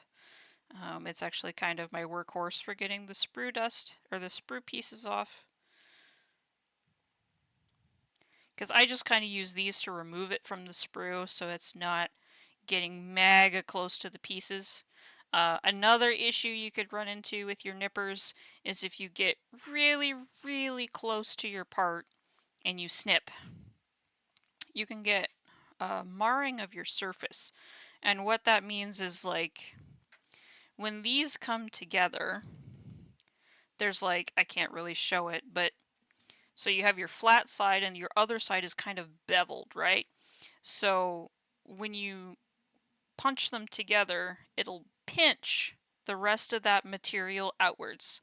So it's like it's almost digging into your, it'll gouge your plastic, or it will give you like these white marks where it stresses the plastic and it pinches it. So in order to minimize that white marking, again, I'm talking if you're trying to be mega professional about how you put together your models and you want them to have the best appearance possible. That's kind of how I intend to operate going forward and to run my channel.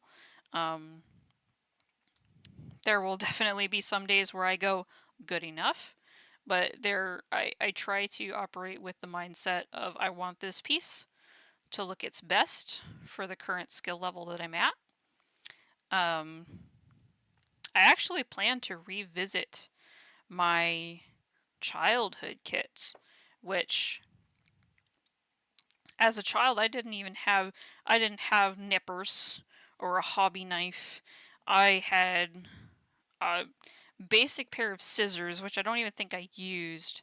I would take my fingernail and put it close, and I would wiggle the parts on the sprue until part of it popped off.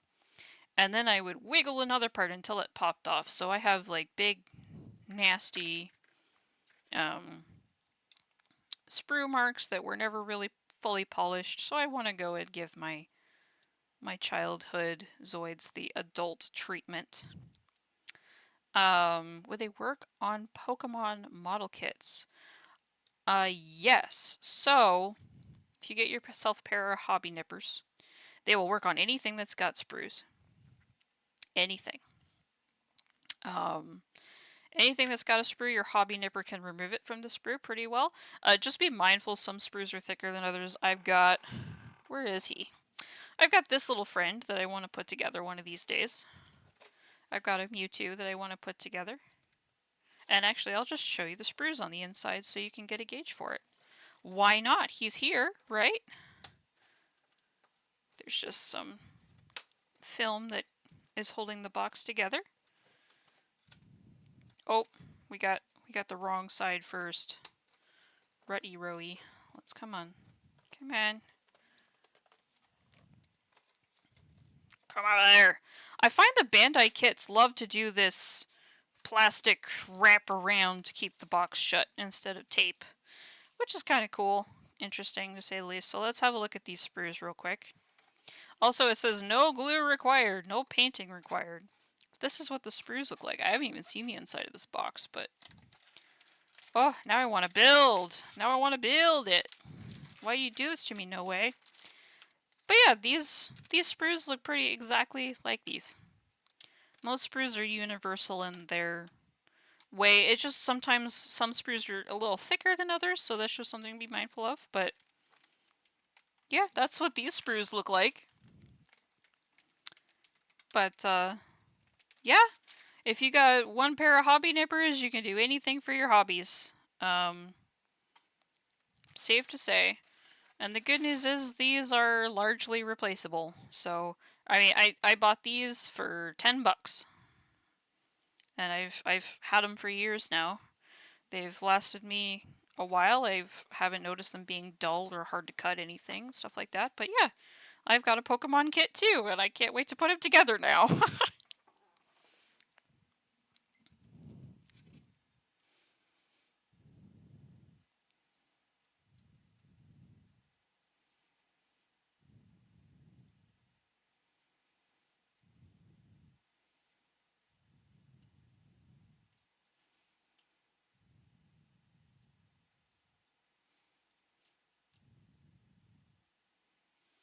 But like any hobby, there's you start out with a little bit, and then you figure if you enjoy the hobby or not, and then you decide to invest further in your hobby.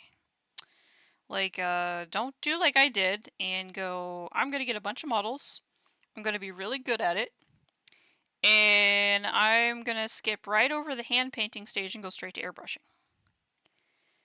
Which worked for me, but that's not the progression level that I don't know. You do what you want to do, but I feel like I skipped a lot of steps. I'm kind of an all or nothing person.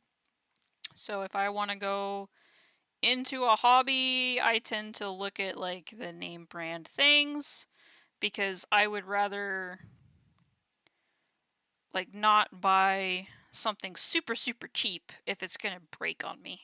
I'd rather invest in quality if I know that this is a hobby that I'm going to be into and not like a hobby of the month scenario like some other hobbies have turned out to be.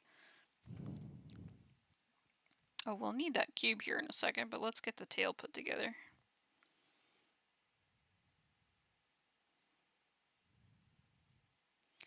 But for you, if you want to just build a couple Pokemon, build a couple Gundam, I'd say that you're in just a good starting space. Get yourself a good starter kit, and then build off of that. So we've got a tail and a noggin, and now we need that block that's in this one. Block that's in here. What we got for time? Alright, we've got about an hour left here. We'll be okay. I want to make sure I have time to finish this today for you guys. Oops. Let's make sure we're in that one. And then in here. Got that. And next we'll do A5, A3. Some more orange parts.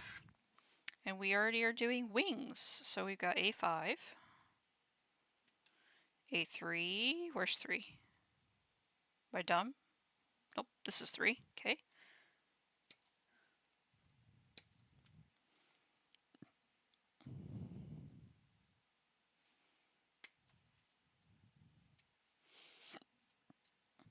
But notice when I do my cuts, I'm not getting super close. I'm leaving just a little bit of room between my nipper and the part itself.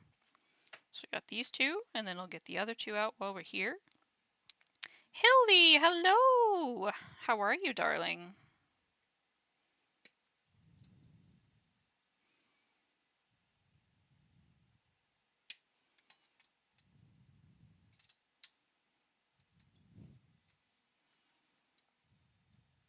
Nipper? They are, they're nippers! Oh, are you taking it in a terrible context like usual, Bjornica?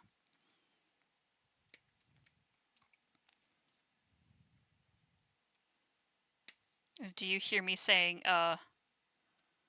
a female body part. Playing some Diablo 4. Nice.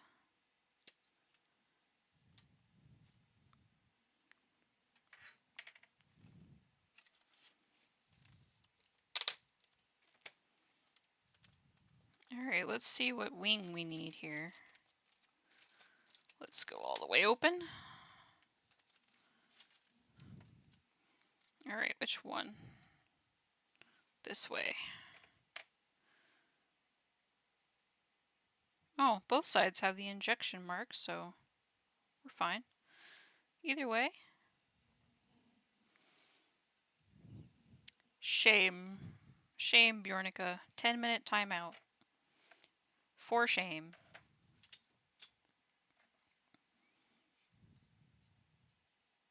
Unforgivable. No. If I ever say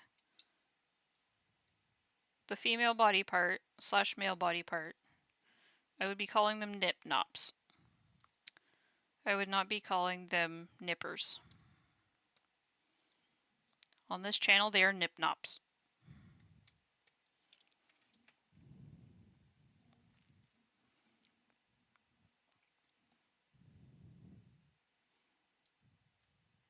Yes, you're still a baby. You're still a baby, but old enough to vote.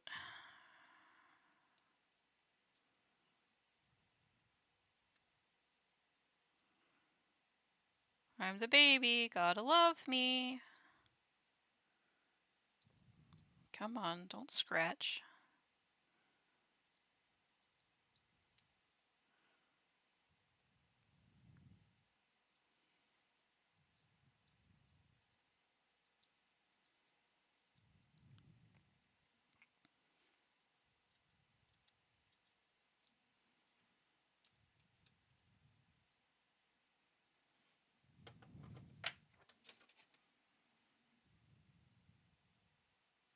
That one's in a weird spot.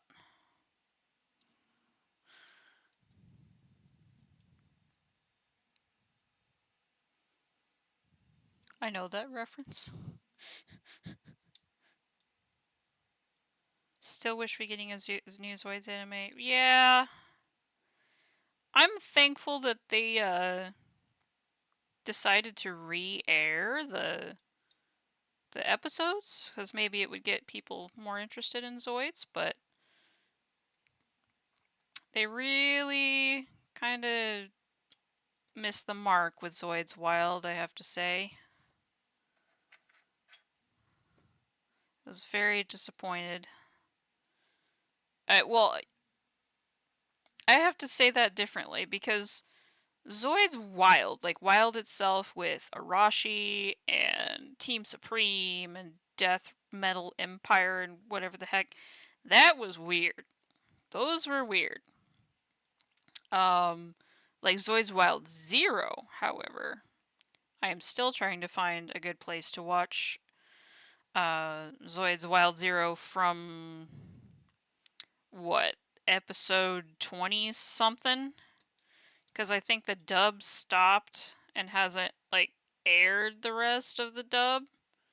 Either that or the dub has aired and I am not finding it. I even subbed, I'm having an issue finding the rest of Wild Zero. Hasbro needs to bring it back. You know, with the 40th anniversary, I'm surprised they didn't pair with Hasbro to do something. But Tomy is doing the anniversary Zoids. So I'm very excited for the anniversary Zoids, because those are 100% new releases of Zoids 40 years later. But it would be kind of interesting to see I mean, Hasbro did such a poor job with marketing the Zoids Wild kits. I never saw them in a store. Never. I had to pretty much be part of a Zoids community or be interested enough in Zoids going, huh, I wonder what's going on in the Zoids world right now, and then looking it up. And then going, oh shite, there's new Zoids stuff. And then, you know, looking up Wild and all of that. So there, I don't know if it was different in the, what's it called? I don't know if it was different in Japan or Asia, but I mean, the Zoids has never been such a. They haven't really been what's the term? A Western oriented. Like they don't give a damn about the people in the West. It doesn't feel like. And Hasbro was just the richest people at the time that bid the highest to make toys for the Western folks.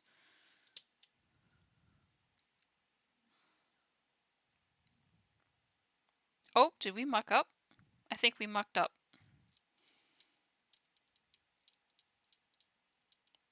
Oh boy, here we go.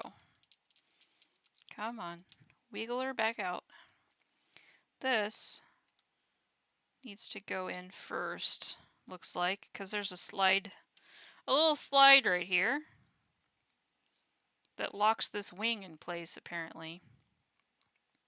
Because there's a hole, a little slide right here, and then in she goes. There we go. Neat. We'll do that. That's the right wing. This is the left wing. Ollie's Bargain Outlet. Is that like a bargain store near you? I wish I could find somewhere local that would be getting in old kits like that. That'd be super cool.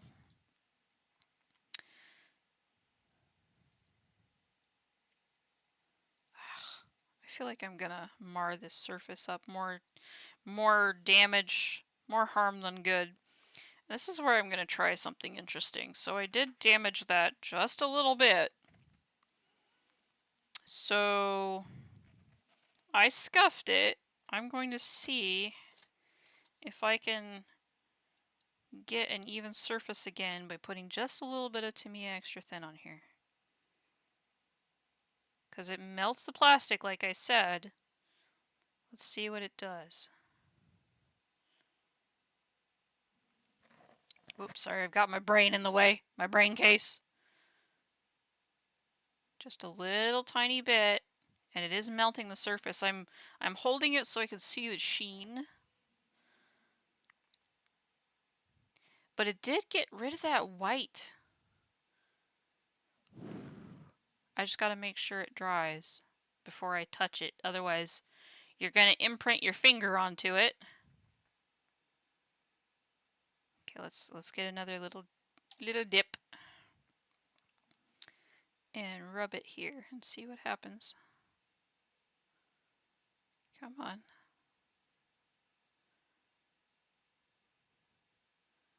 It is removing that white little piece. Little by little, but if you dig too much, it will just melt it in one spot and then you'll have a hole. So I think we're going to leave it like that, but it did get rid of some of the scratch marks, which was nice. It kind of rubbed it out, if you will. That sounded awful. Don't clip that. Alright. Gonna make sure that I don't touch that section for a little bit. It doesn't take Tamiya Extra Thin very long to dry, but you still don't want to take your chances. And it's not setting nicely. They get a lot of merch that doesn't sell in other stores, which is so strange. I mean, most people don't have any clue what they're buying. Funnily enough, Goodwill, of all places, they have online. Can I touch this yet? You know what? I'll fix that in a minute and make sure that dries. But Goodwill, of all places, they have an online kind of store where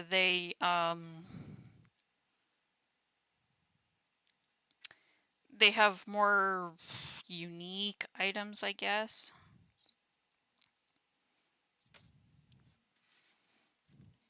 But I have actually seen Zoids for auction. It's auctions, like online auctions. A11 and 14. Okay. 11 and 14.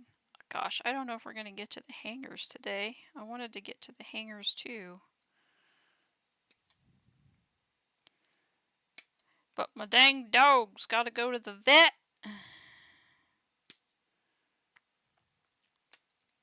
They need a new rabies certificate so I can renew his license. You can't find your knife? I'm sorry. A7.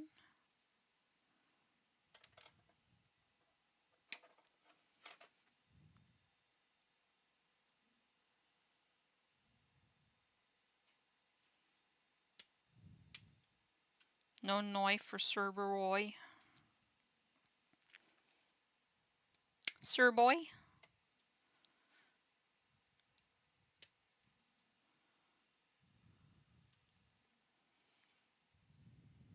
Alright, we're almost done with that sprue, funnily enough.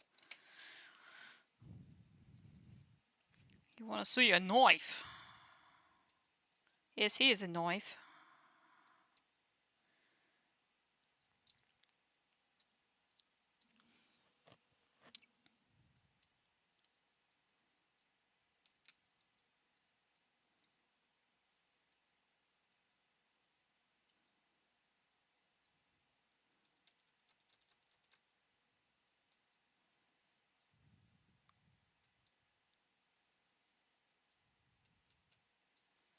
I found a rowlet. Nice. If I get my Mewtwo finished, I'll show you. Or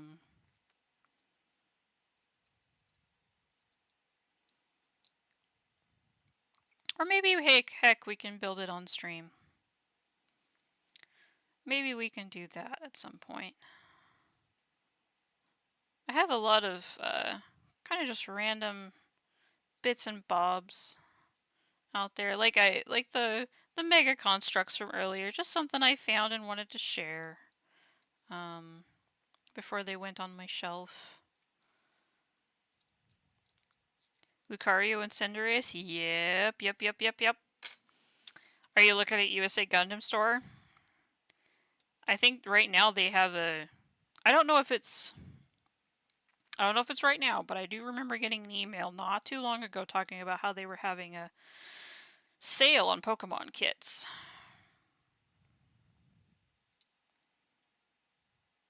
I know that USA Gundam Store actually does do quite a few sales on specific kits, and they have sales very frequently. Usually around 15% off in-stock items is kind of the most common type of sale that they do. I don't know, I just really like USA Gundam Store. I've had great experiences with them in the past. I get pretty much all of my models from them right now.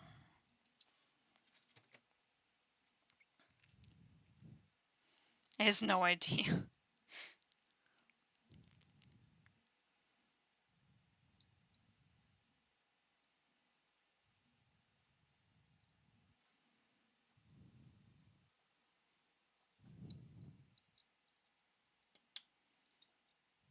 Interesting. And then we need the stompies. We're doing little steppy feets now. Alright, so C9 and C8.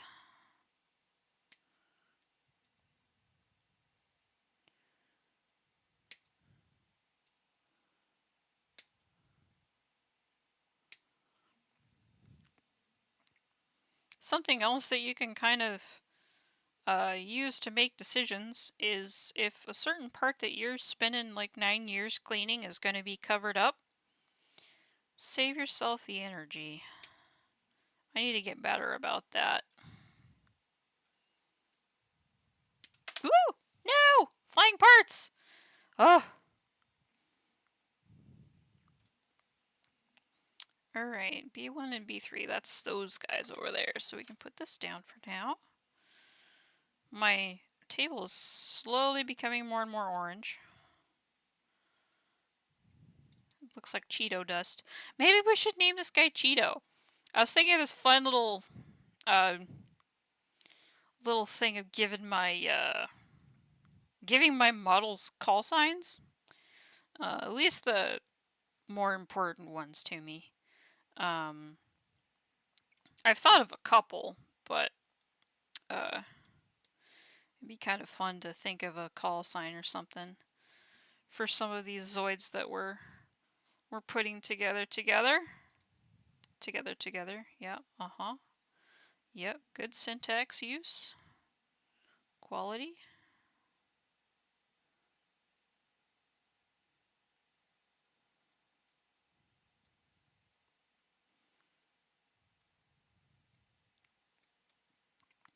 Maybe this guy could be Cheeto. With all the Cheeto dust that I've been accumulating on my tabletop because of him now.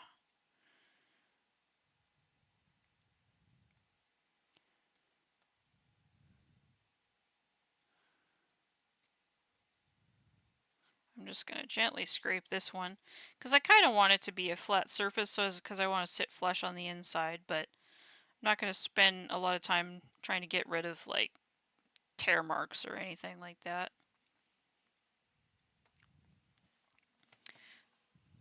How's this doing over here?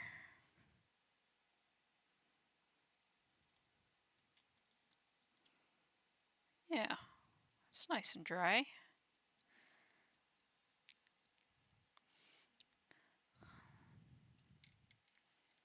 Used to buy Warcraft and Teenage Mutant Ninja Turtles Mega Construx. I remember when Destiny 2 ones came out. Oh gosh. That's a lot of money. Come on, come out of there. Well, is this one like that? No, there's like a...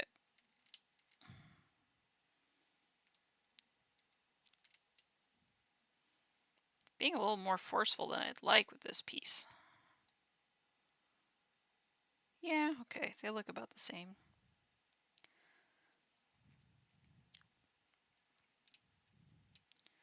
Yeah, I mean, I know that Halo has a lot more than this, but in order to keep the amount down, I'm just getting the helmet ones. I have 6 of them. There's a couple I still don't have apparently, but I had no idea about the orange one or the Master Chief like sheen one. I just have the regular olive to start with. I only thought there were like 4 or 5. I know there's a yellow one. I don't have the yellow one yet.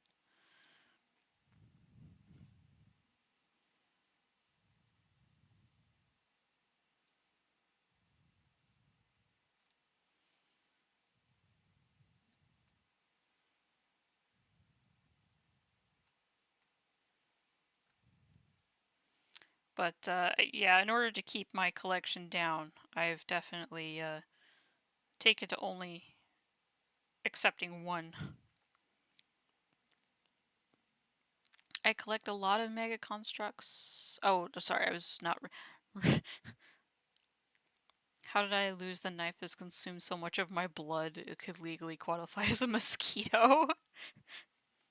You found the cat, but not the blade. Yep, that sounds about like Serby. Now you have a rogue knife floating around somewhere that has no cap on it. Peak safety.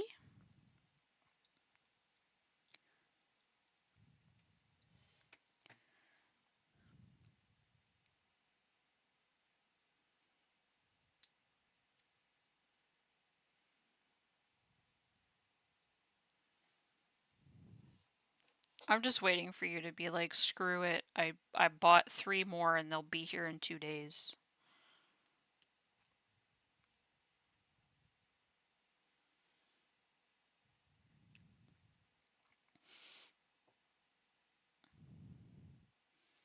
I don't think I've spent very much on Halo so far. Don't read my mind.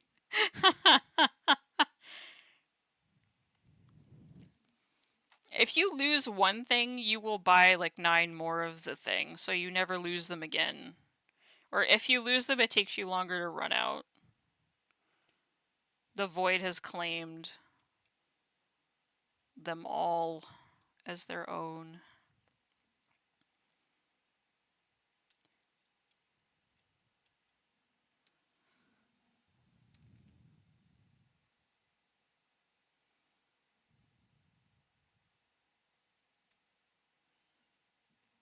I'm the type of person that I'll put something down and my brain will go, we are not going to remember where that was. And then, for some reason, I make the excuse to myself, oh yeah, we'll remember. Do we remember, chat? Absolutely not. Not a snowball's chance in hell. Alright, next we need B1 and B3 for the big old stompers.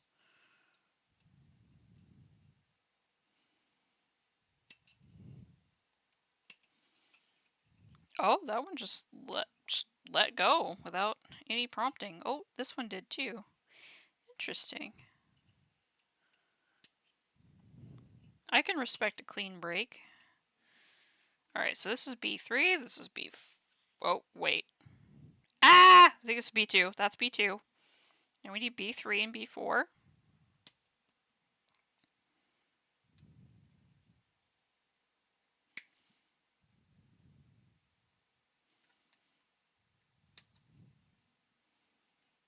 B3.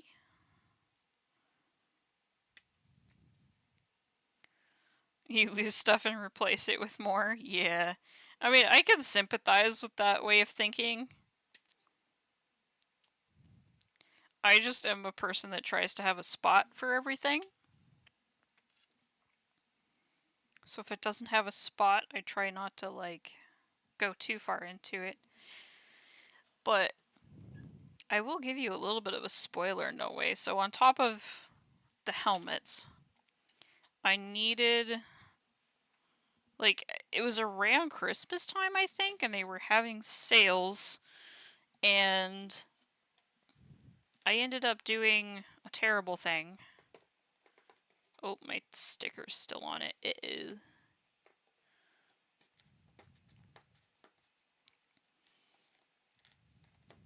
Hold on, hold on. We're fighting with stickers now. Come on.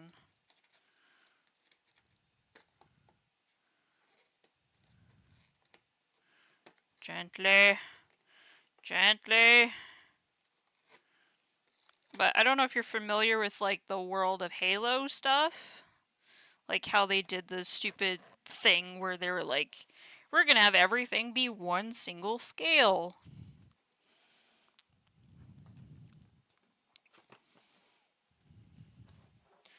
But I couldn't help myself. Come on, gently now. No residue. There we go. So I saw this, right? I saw this. A banished ghost with a warlord. And I was like, okay, the power sword's pretty cool. And I thought about painting the ghost the typical purple color, you know? And doing some, like, weathering and making it look really cool, you know? So I grabbed that, and while that was in my freaking cart, I walked past this guy, and we couldn't say no. The fear of missing out preys on me very frequently. It's something I'm working on. But I really want to put this guy together and do custom paint, custom decals. I want to do weathering so it makes him look like he's going through mud. Like, there's so many plans for models. And so many models.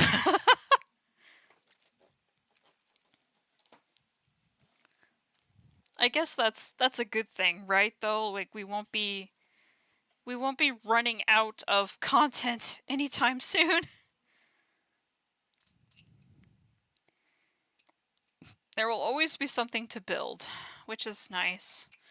I was kind of worried about that, to be honest, because some builds are going to be dedicated solely to YouTube videos. I have two YouTube video. Excuse me. Gosh. I have two YouTube videos that are currently in editing hell. Both of them are scale model aircraft related. I do all kinds of scale model crap. Zoids is a big one that you'll see on this channel, my channel, from me, blah blah blah. Scale model aircraft, Zoids. This was kind of a random one-off that I just decided to share. I have like that Halo thing I want to work on. I've got like the Mewtwo that I want to work on. But mainly it's scale model aircraft and Zoids. But there's all kinds of other flavors in here. I do know I eventually want to paint a miniature. I want to show Serby up his many years of painting, and I want to show him up in one mini. My first mini ever. I want to crush his spirit.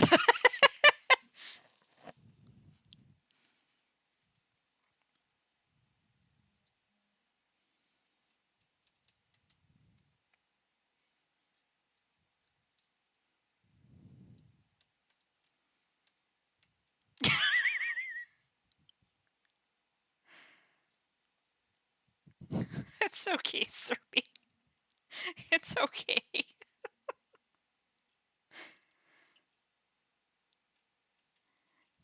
I have a little mini I want to paint, but I'm scared. And I don't have paint right now. Like, I buy models, and I'm like, ooh, I have the perfect paint job in mind for this model. But do I buy the paint for said model? No, absolutely not.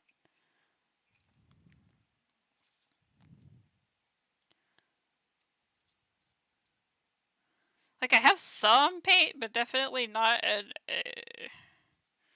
the repertoire I feel that is needed for miniatures. Because I'm very much a rookie when it comes to mixing paint into getting a custom color. And I have no idea how to work with a wet palette. Those are a couple of things that I want to do. But I have one miniature, and funnily enough, it's a 1/48 scale. Is it 1/48 scale? I don't know. I think it's 1/48 scale, but it could be 1/72. I'm not sure.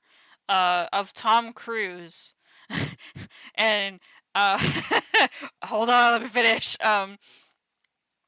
It's a 1/48 scale of Tom Cruise with the like with the Top Gun jacket, the Top Gun motorcycle.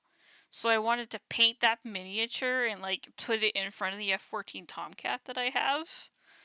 I think that looked really cool because we're like a big Top Gun family. But I digress. I hate wet palettes. Just use dry ceramic one. I can't. I just can't. Uh,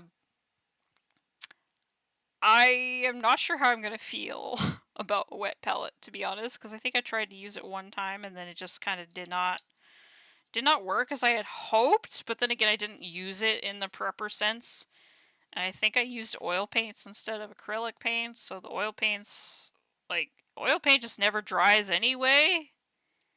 It takes like a freaking eon and a half to dry.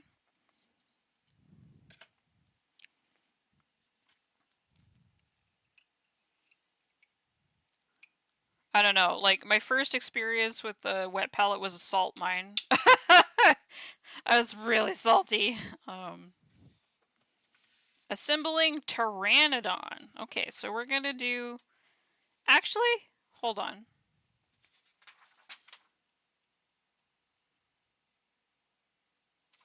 hold on. Let's look. Alright, Chad's choice. Do we assemble it in the Pteranodon configuration? Or do we assemble it in the Dimetrodon configuration? So this is Pteranodon. And... oh, come on, show the finished Dimetrodon. This is Dimetrodon. It's very small. Let me see, hold on. So, Pteranodon mode or Dimetrodon mode? Chat's choice. Let me know.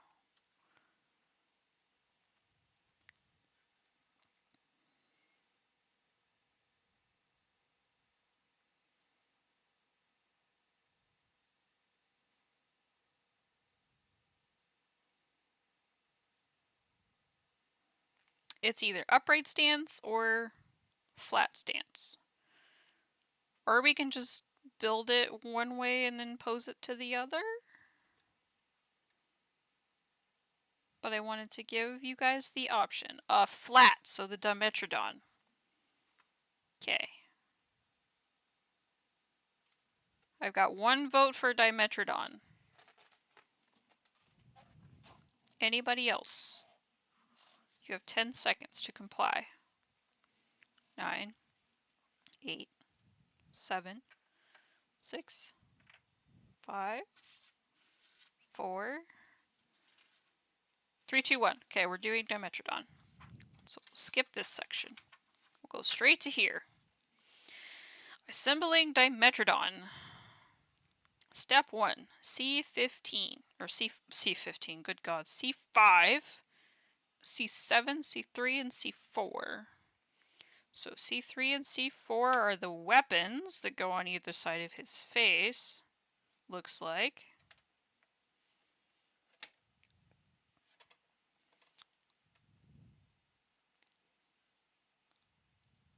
It was stabbed in the anger box. You have a box that you just have for angry time. When you get frustrated at a model, it goes in the angry box. Okay, C4. Oh no, C3 and C4. Now we need C7 and C5.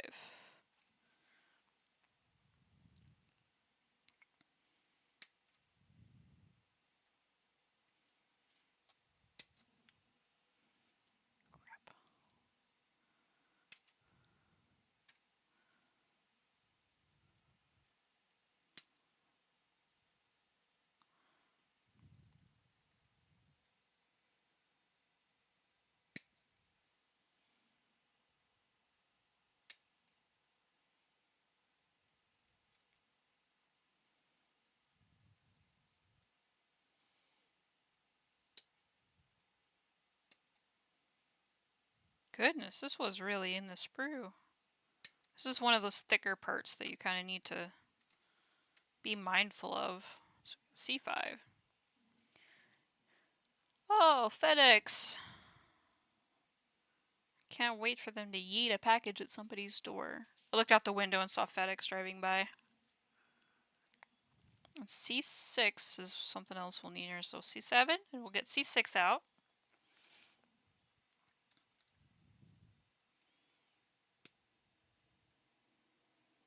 Oh, apparently they've already yeeted a package at somebody's door and they were just turning around at the end of my street. Folks, is the overall consensus of FedEx that they just yeet packages without a care in the world?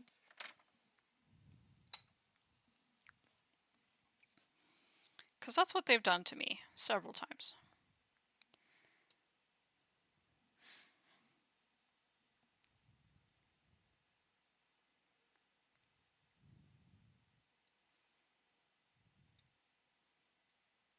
The concern that I had reading just get mad at customers or life, I hit the anger box, sometimes I shoot it. What are you shooting it with?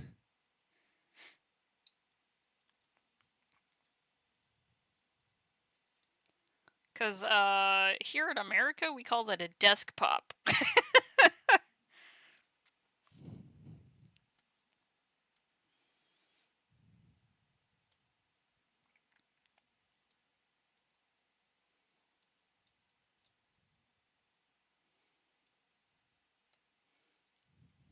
That was the whole point of the logo design. I got so annoyed. I pointed that out. I was like, oh my gosh, FedEx has an arrow in it when I was a kid. And they were like, no, it doesn't. I'm like, don't you, like, literally, look. And then I drew it out for them. And they were like, oh, that's stupid. It's like, okay. I thought it was good design, but alright. That arrow just is a multiplier of force. That's how much they yeet your package. I will never forgive them for, like, just throwing a package that had a brand new graphics card in it. Just, like, if it is marked fragile, that's like a guarantee that your package will be mishandled in some gruesome way before it gets to you. Tilted.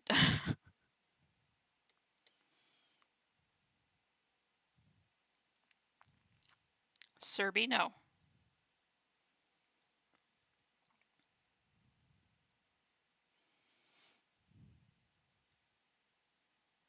Well, Bjornica, let me just tell you, you should have shopped local. Or made it yourself.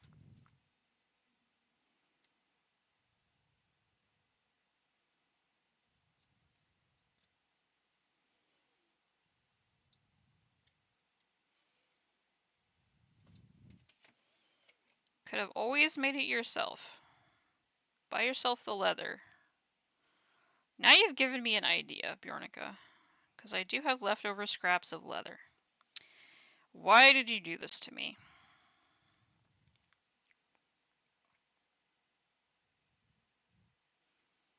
For myself or my dog, we'll never know.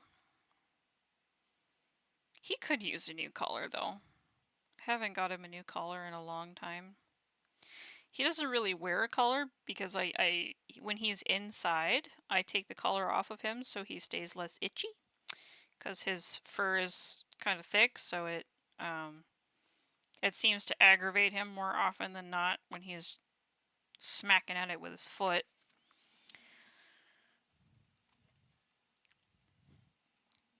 Alright, let's see. Goes like this.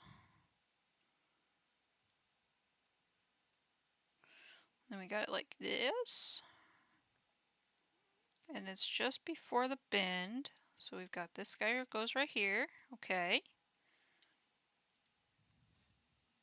Just get him a new one and wear his. Oh my god.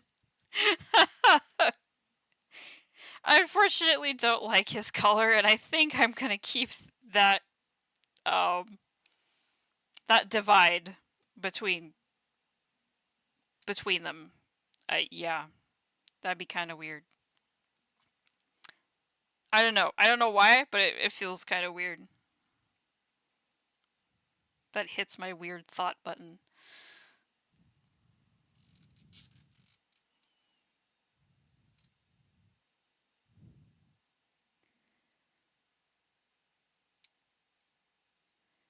My stream as background noise has made you fall asleep twice unintentionally. Is it your voice? Is it both? We will never know. I don't know, but if somebody enjoys the sound of my voice, that would be groundbreaking to me.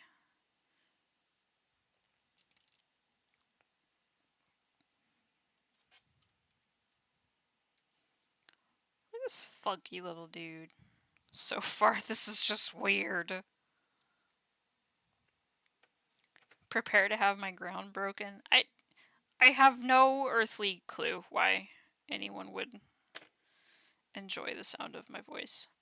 Let's see.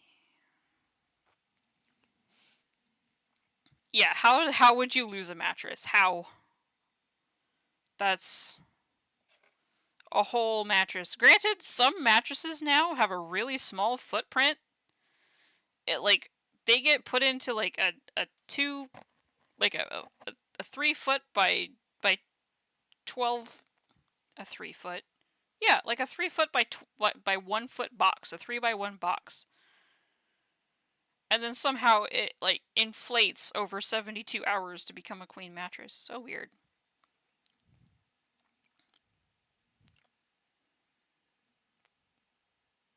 Take the compliment and don't think too much about it.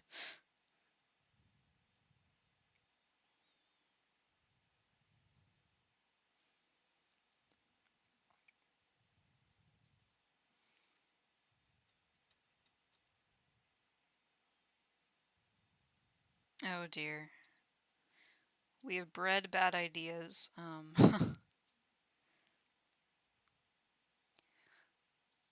Serby's making me nervous for my future voiceovers because it'll just be me reading a script. And me reading a script is very newscasty. I don't know how else to describe it. When I was a kid, they were like, "Oh, you should go into newscasting because you can read the prompter really well."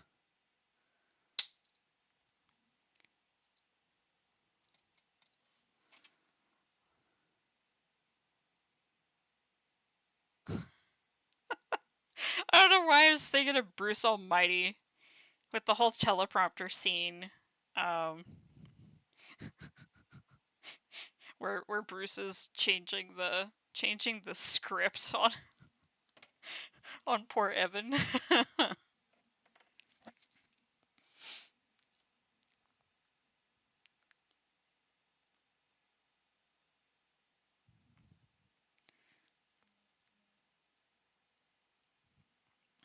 Alright, so we've got this guy. He's already got the tail on.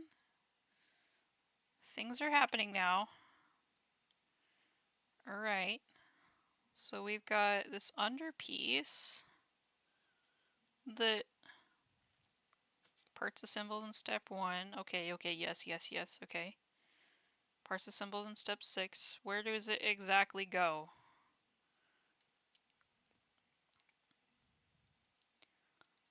I get so it like that. And then she slide up and in. Oh, well there's rails here, so I'm guessing we slide. Oh. Interesting. So this just slides right in.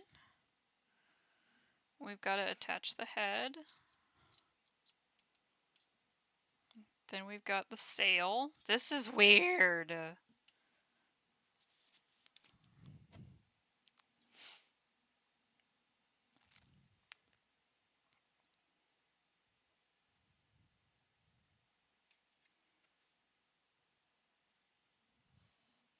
Okay, so the last section of this one goes in here. Okay. Oh, we're looking like something now. But they're, oh. Oh, it just made, so there's, let me show you. There's like alternating, there's a little portion that sticks out here and a little portion that sticks out here, and they alternate. So they kind of like do the slidey together thing. Ooh.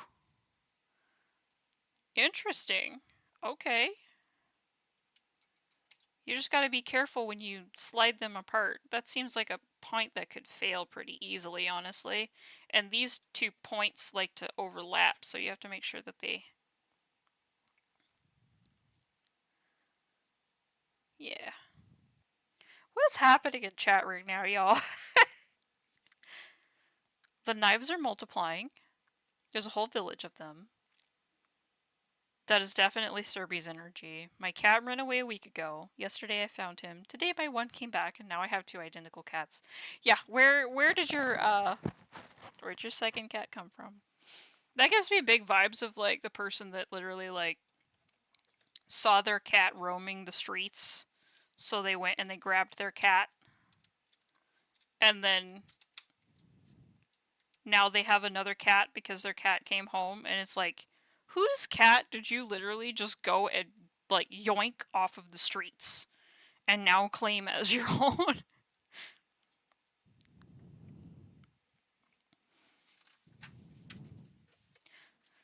Alright, we need C1, A2, 12.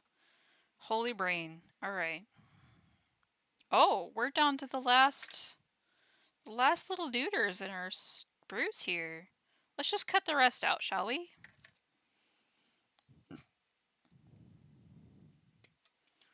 Let's just get the rest out of these sprues so we don't have to worry about the sprues anymore. We're getting close to the finish line, folks. So that was 13. Put 13 over here. Getting 12 out now. Another thing, be sure not to have your finger in the way of your sprue cutter. That's a big one. Injuries have happened. Lessons were learned. I was very young and naive. Alright, that's one sprue cleared. We'll stack that sprue up over here.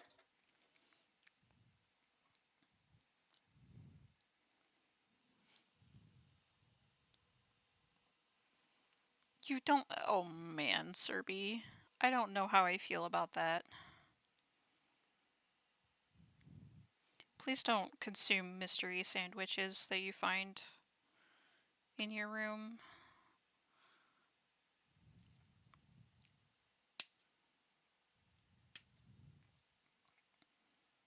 Sincerely, someone who in the past did not pass the sniff test.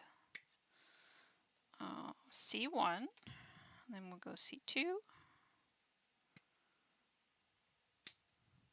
There's just something about cutting parts off of sprues. It's so therapeutic. Signed an addict. There's another sprue done. Get this last one. Let's see, what one do we need for this size? B5. Okay.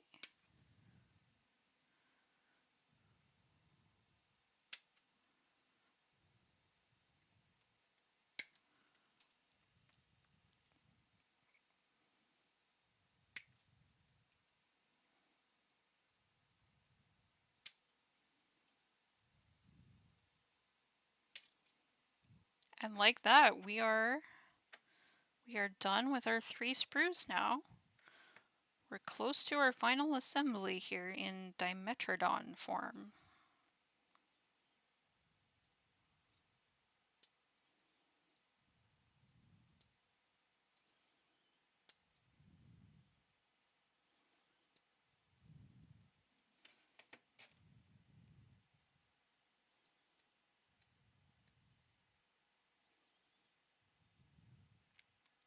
Mystery sandwich, here I come. Alright, but don't say I didn't warn you. You're capable of making your own choices.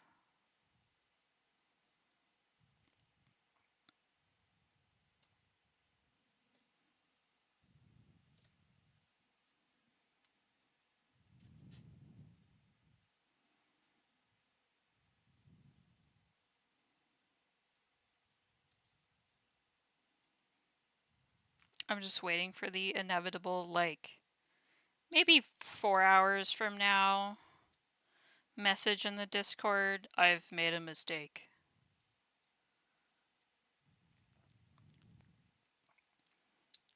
And the inevitable Arai scolding you for more poor decision making. This is kind of cool.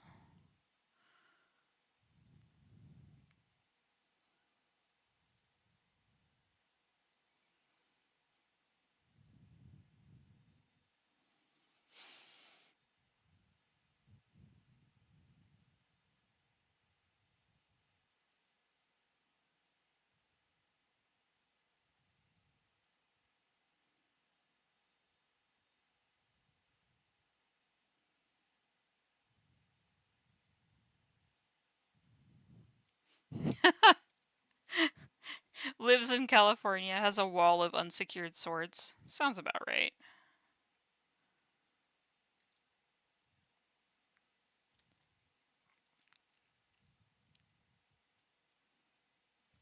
I'm gonna grab this guy.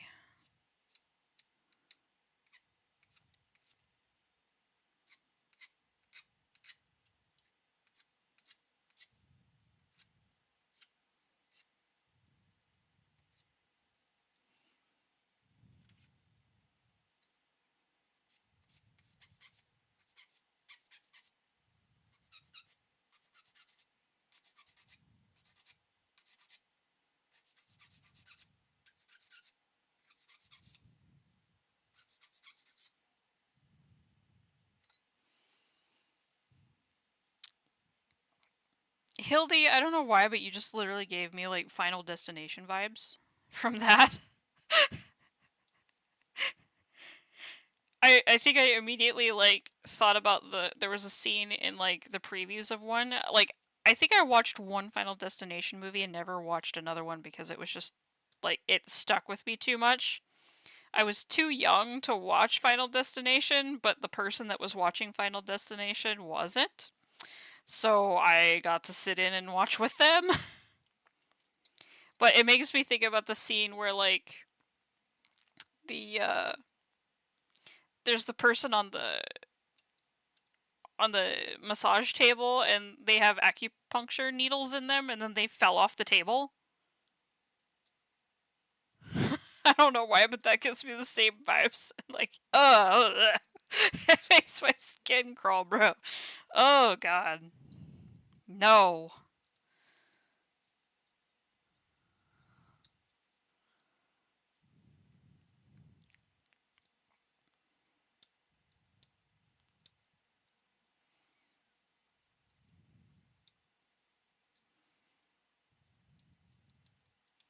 Yep. Yep, that's how I am too, Hildy. It's like I have already thought up every scenario. Let's not add more creativity to this brain, shall we? Because for some reason we can't be creative in any other sense. But when it comes to preserving our own life and making something out of absolutely nothing, yeah. 10 out of 10. Pure imagination bliss. Then our head holds us hostage for the next 9 hours.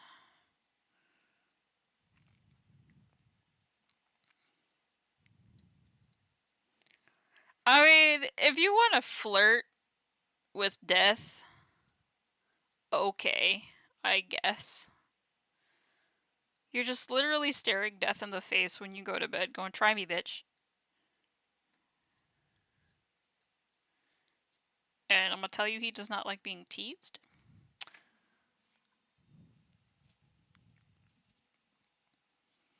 Alright, so we've got. Go like that. Like so like that. Okay, we need our caps now.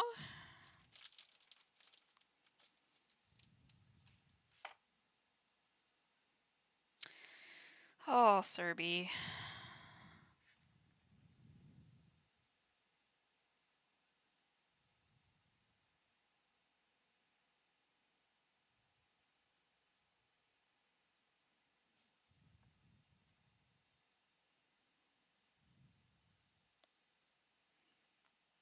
I think you should give yourself a safe sleeping environment. I think that would lessen your anxiety a little bit about sleeping. Crap. I cut that one way too far away from the... These nippers don't do very well with, like, the rubberized caps, though.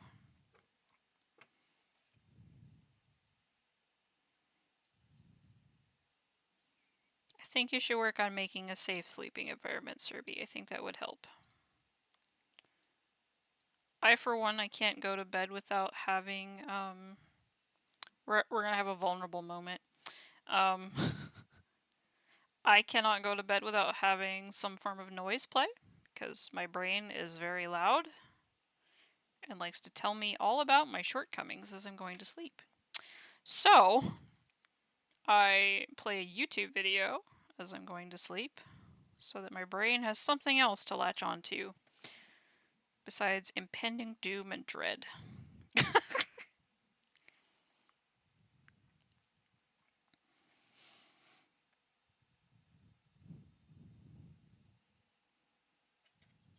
And that is good. I encourage you to continue that journey for yourself.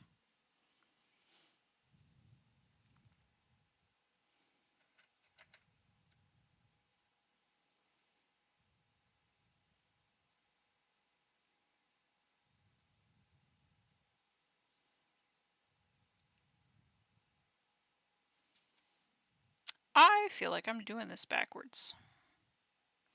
It sure looks backwards to me.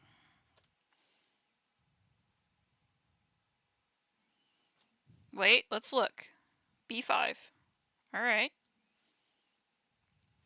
We just gotta... Oh, we have it slanted forward. Yes! Oh, this is the wrong foot, though. Alright, we have it slanted forward and we put it like this. Alright. That's that. And then we've got this guy. That is just an undercarriage cover. Goes like that. Like so, like that. Okay, and it covers up this thing. That goes like so, like that.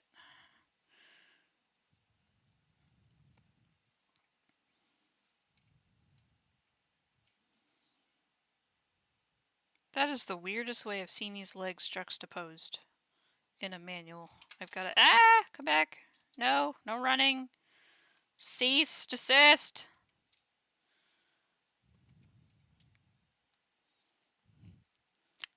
No way, I'm not really an ASMR person. I've listened to Fire Kitchen. That's about the extent of my ASMR, but, oh, head down. But, another weird vulnerable moment. I listened to InSam. He's a YouTuber that does like stuff for Phasmophobia, and I have no idea why, but his videos are like the perfect length, and it's just enough stuff that I can think about, but not be left awake, if that makes sense.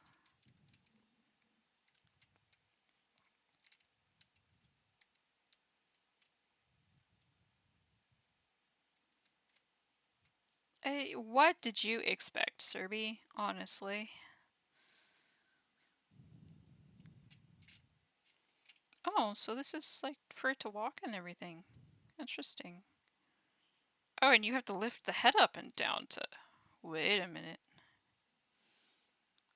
What in the 7 circles? Why is this not being... Oh, that's because when it changes stance, I bet you gotta change which section you put this in. So let's put that in there. And then we'll stick a cap on. I'm betting this is how she goes. At least I'm hoping. We'll find out pretty soon. I'll flip it around and do the same thing to the other side. And the tail fell off. Oh dear. Da-da-da.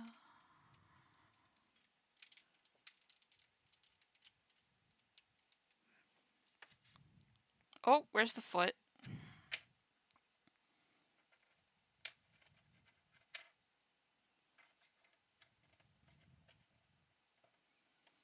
I mean, you ate the mystery sandwich.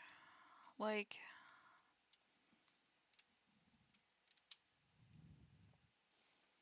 You live your life on the edge, Serby. That's all I can say.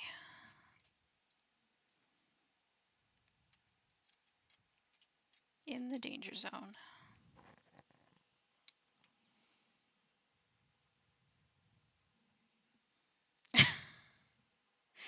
Jeez. We're gonna have to wrap you in bubble wrap or something.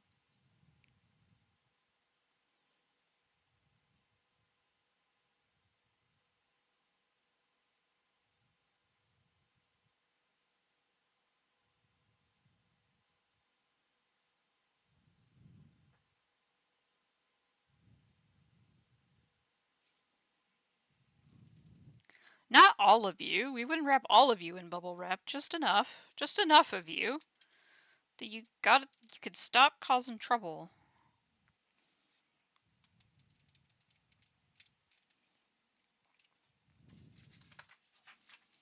Alright. We have a funky little Dimetrodon man. That tail is way too long, I think. Did I put it upside down? Like, did I tail wrong? Did I put this the wrong way?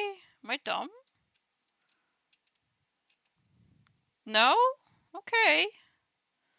It just looks funky to me. It looks right in the picture. It just looks kind of weird to me, I guess. But there we go. We have a funky little man in his Dimetrodon form. And the head is actually the switch to turn it on and off, which is kind of interesting.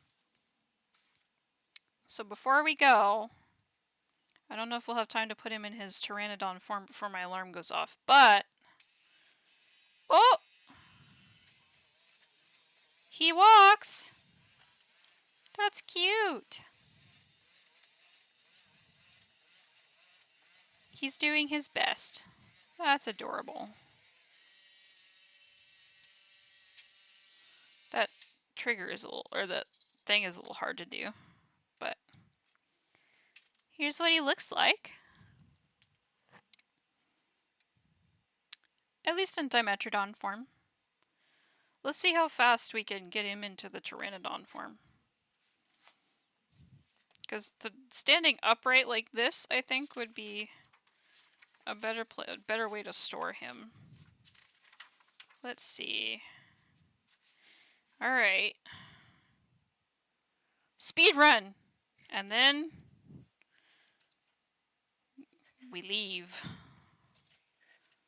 I don't want to be late. Caps. That is no longer needed. We're going to put that in a safe place. Unlike another certain person in chat. We're going to put that in a safe place.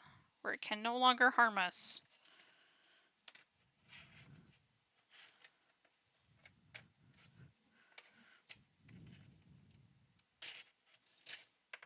Let's see. Boop.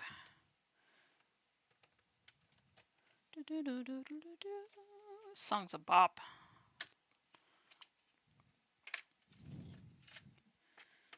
And just as long as it took us to put it together, it takes absolutely nothing to take apart, apparently. Alright, we gotta take everything off, because we gotta fold it in half now.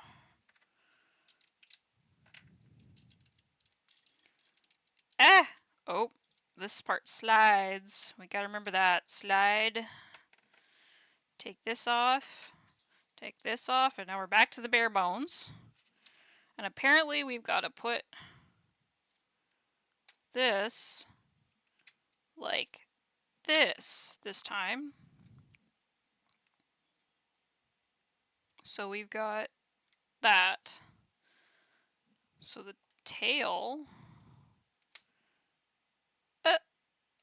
rude. Rude! Take it back. Take it back. I got stuck in there.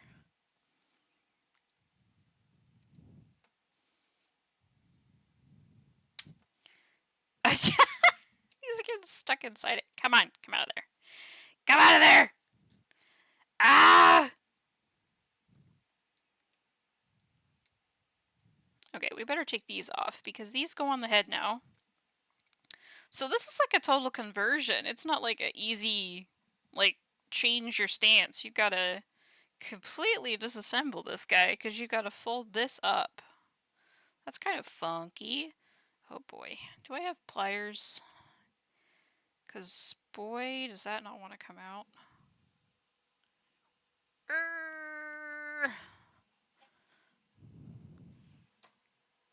I'm betting pliers are like the one things I don't have right now. I'm willing to bet that my husband has them. For he needs them more often than I. How can we make do? What can we use? Very carefully, we could try this.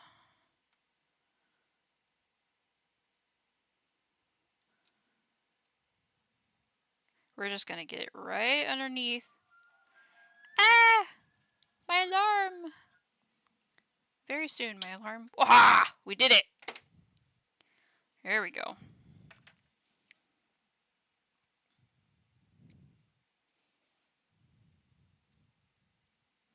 Alright. There's that. And that. So we got this. Goes here. And then this part goes on the on-off switch. Ooh, that's really loose, but I think we'll be okay. These go on the head. I really like the whole guns on the side of the head thing. It makes them look kind of like faux ears. I don't know why. Run away! I also just noticed that this needs to be cleaned up.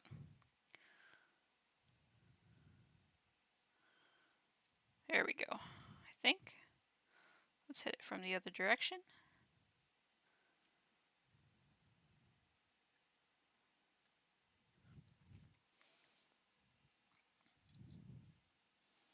Because I really like how these look like ears. I don't know why, but they just give me kind of like a Tron slash fake ear antenna vibe kind of thing. I really like this, like, this shape. Like this shape, the silhouette, if you will. I think it is quite pleasing. And apparently, this goes here. And then we have C6, which is not the deep one, it's... Is that C6? Hold the phone. Oh man, so you really gotta take every piece apart.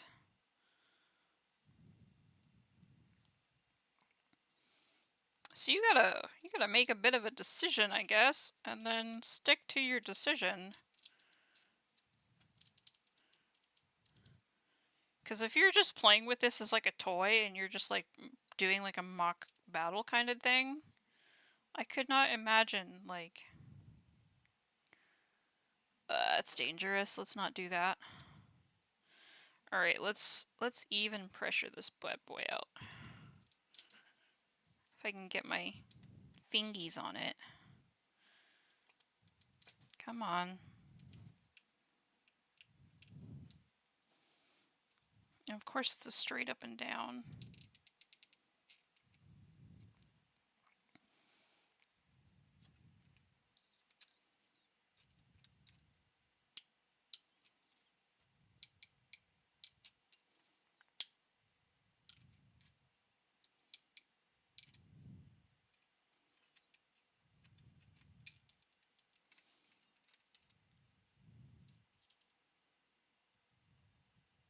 And that is in there, buddy. Come on. Oh, I saw a little bit of light on the other side of the tunnel. Let's keep walking it out.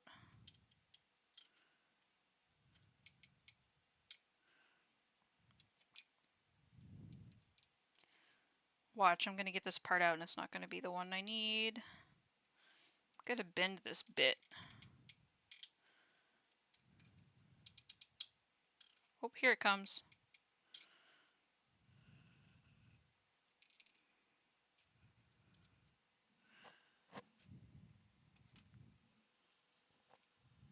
Oh!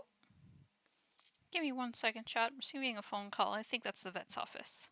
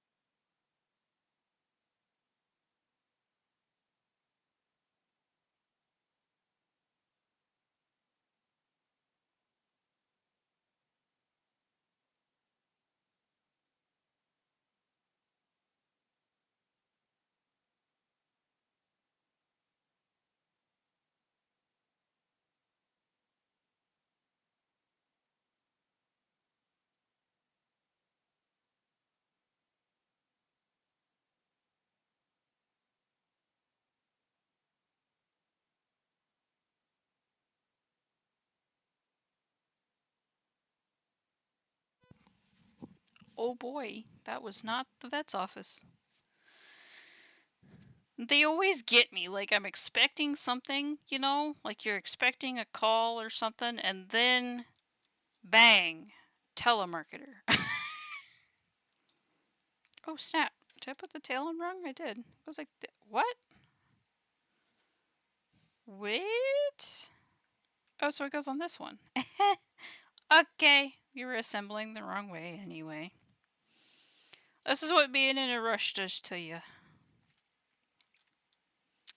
But nope, that was a lovely telemarketer wanting to know if I wanted to sell my house. Not even for a cash offer? Not even for a cash offer.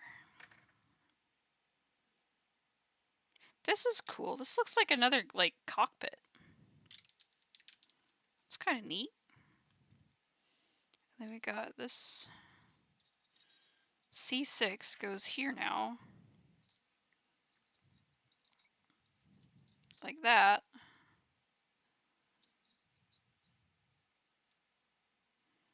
And then this peg goes... What? There's nothing in here. But it wants me to put this peg in here? Oh, okay. Yeah, it holds on to it. Alright. Alright, I only have a few minutes, so let's speed run this.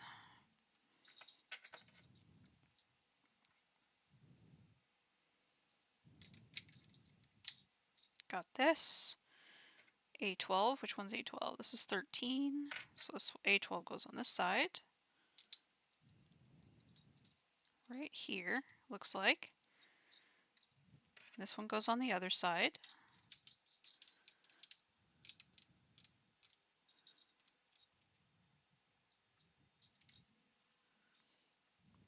And then next we've got this part that points upwards.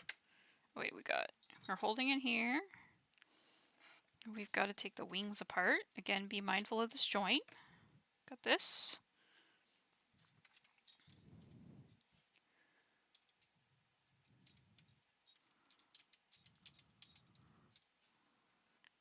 And the claws from the feet go on the arms now. Oh, they slot in. That's kind of cool. There's like a little slot right here. This slots right in. That's pretty neat. All right. I'm here for that.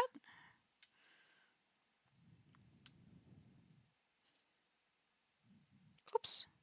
Apparently they do only go one way, so you'll know which side is the wrong side if you're putting it together wrong.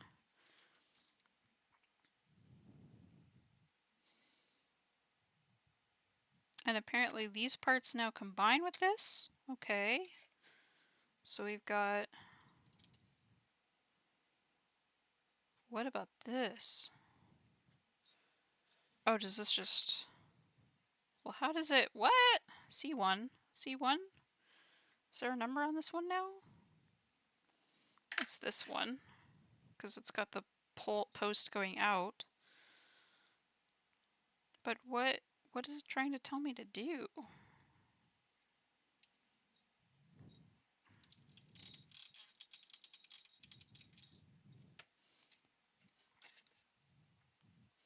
Because it makes it seem like this goes into this. Oh, maybe it... Oh! Okay. It doesn't show it from an above view, but it makes it look like you do this. So it's a gun that goes onto it, onto the wing top.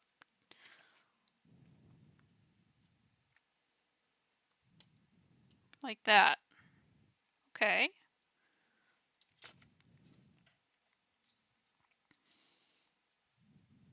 And this one, the interior goes up through here and is covered by a cap.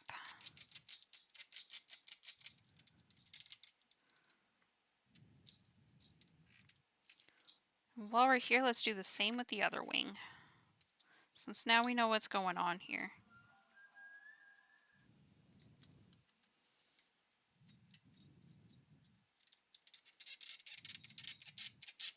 This is such a bizarre kit. I can see why everybody said it was such a bizarre kit now. It's a funky thing. Alright, so we got wing part together, now we gotta finish the legs. So apparently, B6, which one is B6 now? The inside of some of these actually still have their number on them, so this is B5. Oh dear. Is this B6? I hope so. Yes, okay. So we've got the leg, and we've got the part. And apparently they go together in some fashion now? What?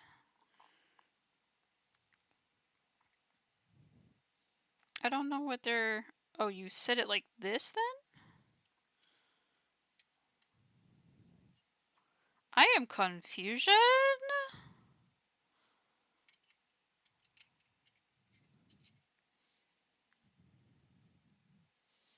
Because this is that leg, and then these two pegs go into...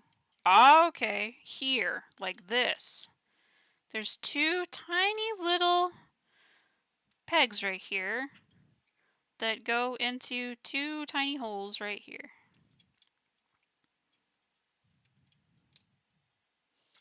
So it turns it into a bigger leg. So now you have more attachment points. Okie dokie. And then there's two here. So the first one, so it goes through here and this one, not this one, because it stands upright. And then the cap seals off this right here. And then the same thing on the other side, and then we'll have a standing Dimetrodon turn into a Pteranodon. That's kind of a cool flying pose too. So there he is. I don't know how well he's gonna work because he's dragging his tail, but that was the other side. So that is Dimetra Ptera complete. So let's see what this little... So he just walks. Oh dear. I mean, he waddles. But he gets around. Look at him go. Okay. I think Dimetrodon form had a better chance, but he still walks, which is kind of cool. I'm trying to get him into a middle spot here in his gait so I can hold him up, or put him upwards, upright. There we go. The gun's on top, and this is actually kind of cool. This looks like a second canopy. I'm betting that if we nab the pilot out of here, he'll sit right here, like on top. Like that. They don't tell you, but that's pretty cool. I like his little wing ears. I like them too much. They're so cool. Gun Sniper has something similar where it has like these upwards wing things like Icarus does, but I think our little Cheeto friend is done. His tail is so stumpy, and the weird blocks like clicking and moving thing, that was very interesting, but I mean, you gotta be dedicated to put it from Dimetrodon into Pteranodon mode, but overall that was kind of fun. I'm sorry we didn't get to the hanger build today. I have some chain bases to put together. We'll have to get to that another day, unfortunately, because I've got to get out the door here in about 15 minutes with me and my dog. So, that's this little guy done. And I wanted to thank each and every one of you for coming, even the lurkers, you are perceived. And I appreciate you as well. Thank you so much. I'm going to drop my socials here. So I will drop my website in chat. That'll have all of the links that you need to support me and follow me on all of the other things and platforms and that kind of stuff.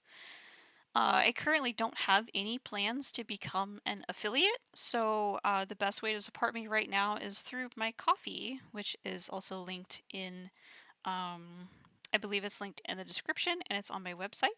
So if you like what I do and you want to support me, giving me a coffee is the easiest way to do that. Give me a follow as well, if you feel so inclined. If you feel like I've earned the follow today, please feel free to do so. My streaming schedule is a little sporadic right now just because of life and all of those other things. But following will let you know the next time I spontaneously decide to go live. And I love each and every one of you. I hope you have a wonderful rest of your day. And I think that covers everything. We're not gonna raid anybody today. We're just gonna go off into the void. All right. Thank you all so much for coming. I will see you in the next one. Bye bye.